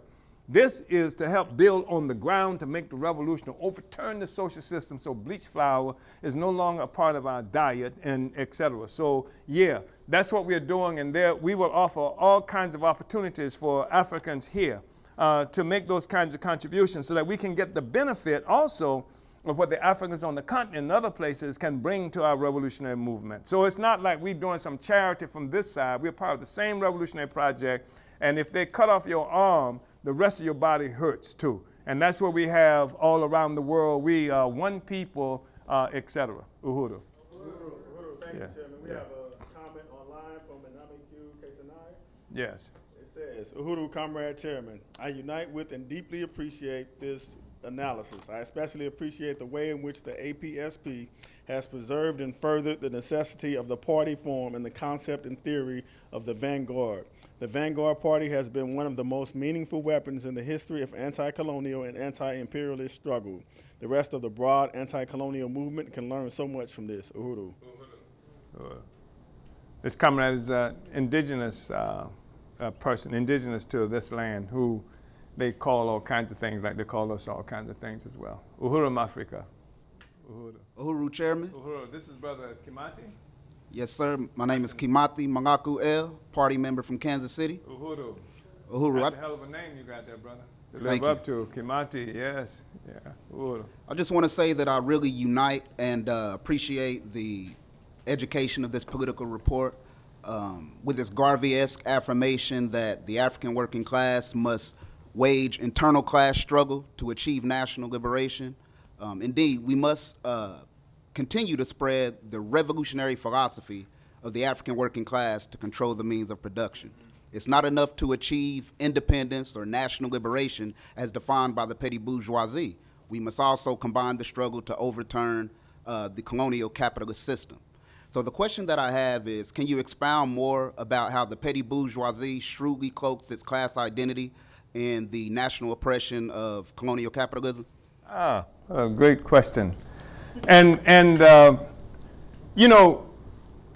I don't want to make everything that the petty bourgeoisie does appear to be a consequence of some well thought out plan. Because they're the petty bourgeoisie, they think they're smart, but they ain't that smart. And the thing is that everything they do is not because they are cleverly decided to do this stuff. Sometimes they do it because they have been trained to see the world the same way as the bourgeoisie. The difference in the African petty bourgeoisie and the African working class is that the African working class must necessarily, even though the African working class speaks with the same language sometimes, they come out of its mouth, the thoughts of the petty bourgeoisie. The difference is that there is an objective need by the African working class to change its relationship. So it could be stupidly, blindly, ill-informedly following the line of the petty bourgeoisie or the bourgeoisie, but its material interest, its objective interest is to get rid of that. Whereas the African petty bourgeoisie it has an objective interest in terms of having to get rid of national oppression, but not necessarily to remove itself from the class domination of imperialism. And so I think that's one of the fundamental differences that we look at in terms of how the two class forces may sometimes even work collectively together. But the African petty bourgeoisie can, as a social force, the African petty bourgeoisie will always betray the revolution as a social force. But there are individuals from the African petty bourgeoisie that will commit class suicide. They will abandon the interests and aspirations of the petty bourgeoisie. And the petty bourgeoisie is a dying social force anyway, and they will unite with the interests of the African working class. That is what Cabral did. That is what Nkrumah did. That is what Fidel did. That is what Che Guevara did. That is what Karl Marx did. That is what has happened historically. So when the petty bourgeoisie, this is what Amilcar Cabral is the person who really developed and worked on this whole concept of class suicide. They can commit class suicide and abandon the interests of the petty bourgeoisie and unite with the interests of the African working class as individuals. As a social force, the petty bourgeoisie will never do that. It will always betray the revolution. But it also is interested in ending national oppression. And this is what we have done. We have created a situation that opens the door for the petty bourgeoisie as a class to enter into the struggle against national oppression with the recognition that to win actual real liberation that would transform the society that we live in, the African working class must ascend and must lead. And there's individuals from the petty bourgeoisie who will abandon the aspirations of the African petty bourgeoisie and unite with the aspirations and interests of the African working class. That's what we are trying to do as a party. That's what we are doing as a party. That's what, if you read through what we've just gone through right now, we provide every opportunity for that to occur. Uhuru. Uhuru. Uhuru. Good morning, Chairman. Uhuru, come in. Thank you very much for another study this morning. And my name is Kitty Riley from the African People Solidarity Committee. And I want to just, unite that I came into the Solidarity Committee during the campaign to free Desi Woods, and to just say that it was an earth-shaking campaign that the party brought inside the U.S., because it really, at the time of the counterinsurgency, set the terms that it was not a struggle against racism, but a struggle against colonial violence, and demanded genuine solidarity from white people that would want to have a relationship to that campaign. And also unite with the party's strategy to concentrate the work of white people of the colonizing nation in raising material solidarity. In fact, that is the only relationship we can have to the African working class community and African revolution, as you said, as materialists, because we sit on the pedestal of oppression. We are the parasites. We've received everything at the expense of the African working class. And that has been profound, gift to white people to be able to actually have that relationship through material solidarity. And I wanted to just go to page 47, the statement you made, the unprecedented relationship of white people organized under our leadership is a critical component to our overall strategy to overturn the colonial capitalist social system. And ask if you wanted to say any more about that. Thank you very much. On page what? 47. We're not- we're On my not- copy. We're not looking at page. We're looking, that's in another, Oh, that's in another, yeah, it's chapter. when you were talking about APSC. It's in another chapter. It must be page 47. Well, it's in this chapter, I'm sorry, it's on another page on my Xerox copy. The unprecedented relationship of white people organized under our leadership is a critical component to our overall strategy to overturn the colonial capitalist social system. Well, what it does is provide for the African Revolution what imperialism has provided for colonialism. And that is the neo-colonial force in our own communities that represents white power and black face. Now we have the ability to put black power in white face. They provided white power in black face in our community. That's what Obama and that's what most of the Negro politicians and in and out of office in our community represent. So we have the ability to initiate a struggle inside the white community by putting black power in white face in the white community, and that's important. Uhuru. So we have two more questions that we're going to combine them. The first part is by Sonny Hutton, who is from St. Louis, who has participated in some aspects of the Black Power Blueprint, and who is organizing residents in a housing association, resident housing association. She asks, how do we distinguish African economic empowerment and liberation from exploited colonial capitalism? And then the second part from Onazane Yeshachela is, what will you say to those Africans who are on the fence of joining the party? They have been in the work or doing the work, but have not yet joined. First of all, I just want to say that sitting on the fence is always precarious. And especially in a situation such as what we live in today, where that's characterized by seismic a lot of seismic activity politically and what have you, like earthquakes and whatever. So it's a bad place to be on the fence. And depending on how you straddle the fences, it's worse than some other instances. So sitting on the fence doesn't work. And increasingly, what is happening is that the world is changing. And there's no way that anybody cannot experience a changing world. It's changing right before their eyes. And the thing is that it's the responsibility of the party to help people understand this trajectory that history is currently on. And I think increasingly more and more Africans are seeing that and coming to join the African People's Socialist Party.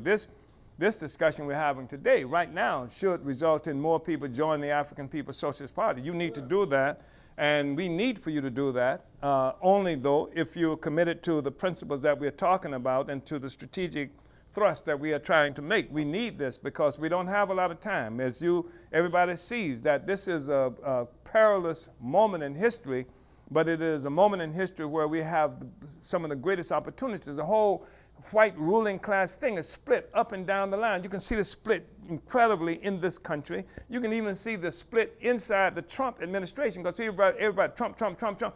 Even that administration is split. You know, Trump goes out and says, this is what we mean, and then the next thing you see is somebody from the Trump administration goes out and does something entirely different, and they say, well, Trump can't make up his mind.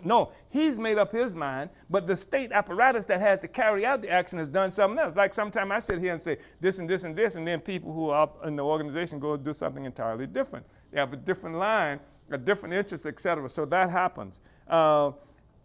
So everything is split, and then you see the split between the United States and some of the so-called allies. You see the split just profound all around the world. This is an extraordinary time, and we have an extraordinary opportunity to build a revolutionary project, and those who can hear should hear this. Or you can go and try to get a ticket for your next trip to Egypt or something like that, or whatever else people do to get away from actively engage in revolutionary transformation.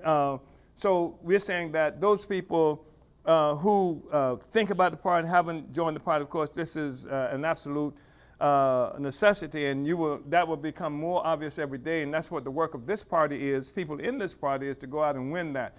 And critically, it's important to win it on the ground among the African working class. This is one of the biggest struggles that we are engaged in, because there are elements of the petty bourgeoisie and intellectuals and stuff like that that we can win depending on how we act. We win the African petty bourgeoisie intellectuals based on what we say. They like what we say, and they would take what we say. They can't use what we say because our objective is to change the world, not just explain the world. They just want to explain the world, but not change it, because to change the world, you got to get dirty. You got to get down with the nitty gritty and what have you. You got to go to the working class. That's the base of any transformation that's going to happen. So this is the way forward, and we have to demonstrate that. And we will win. Everybody who seems to be unwinnable today will be won when they see coming out of these African colonized communities this power of the African working class as expressed in organization. We see us on every corner in this country with the Burning Spear newspaper making stuff happening. Et cetera. You will find them having to relocate. They will come back home or try to come back home, and that's part of that. And the other part of that was the question of what?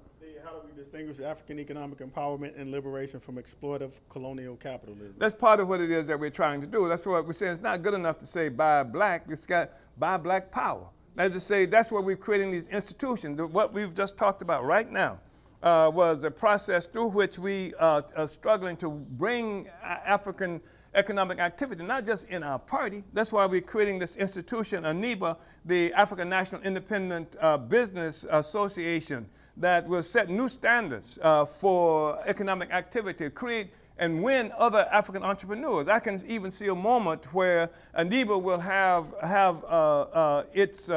its logo on windows of businesses throughout the African community around the world, and Africans know that you go here because you're not just buying black, you're buying black power. These are people who haven't necessarily some of them will have come to the conclusion that we have to build socialist revolution, but these are people who have come to understand that colonialism is not for us, and that they are people who are part of the process of building an independent economic capacity. So it's more than just a discussion. It's actually projects that we created in the African People's Socialist Party, in this instance, under the office of the deputy chair, Uhuru. All right, Uhuru. So at this time, we would like to have announcements. In occupied Azania, known to the colonizer of South Africa, we are hosting a Continental Pre-Congress Conference September 8th through 9th. For information around that conference, please visit apspcongress.org. The 7th Party Congress of the African People's Socialist Party will be October 6th through 12th in St. Louis, Missouri, and is themed Vanguard, the Advanced Detachment of the African Revolution. A part of this historic event will be the Black Power Masquerade Ball, with live culture, performances, dancing, an African dessert buffet, and silent auction. All information around the Congress and banquet can be found at apspcongress.org. Register today. Also, on November 3rd and 4th, the Black is Back Coalition for Social Justice, Peace, and Reparations will be conducting its annual march, rally, and conference in Washington, D.C. This march is appropriately themed, There is no peace, Africa and Africans are at war. U.S. to the world, comply or die. For more information about this event, you can go to blackisbackcoalition.org. On December 9th through 16th, come cruise with us aboard the Marcus Garvey Legacy Cruise, a time for revolutionaries to kick back and relax. You'll be on board with Chairman Omali Yeshitela while getting to enjoy the spoils of the ship. Destinations include Grand Cayman, Mahogany Bay, Belize, and Cozumel, Mexico. The cruise also serves as a fundraiser for the African Socialist International. So at this moment, we would like to thank everyone for participating, both those in person, all those online, and we would like to invite you to visit us next week, same time, for Omali Taught Me. What about the regional conference here? People in the region who want to get here to St. Louis. This is the second day of the regional conference, right? Last day. Last chance, come on, get on board. And as stated, this is the last chance to participate in the the Midwest Regional Conference in preparation for the 7th Party Congress of the African People's Socialist Party. You can visit us, participate at 4101 West Florissant today. Come down now. We're about to begin immediately, and we end at 5 today. We hope to see you here. Uhuru, forward to the Congress. Uhuru. Is related to. Africa!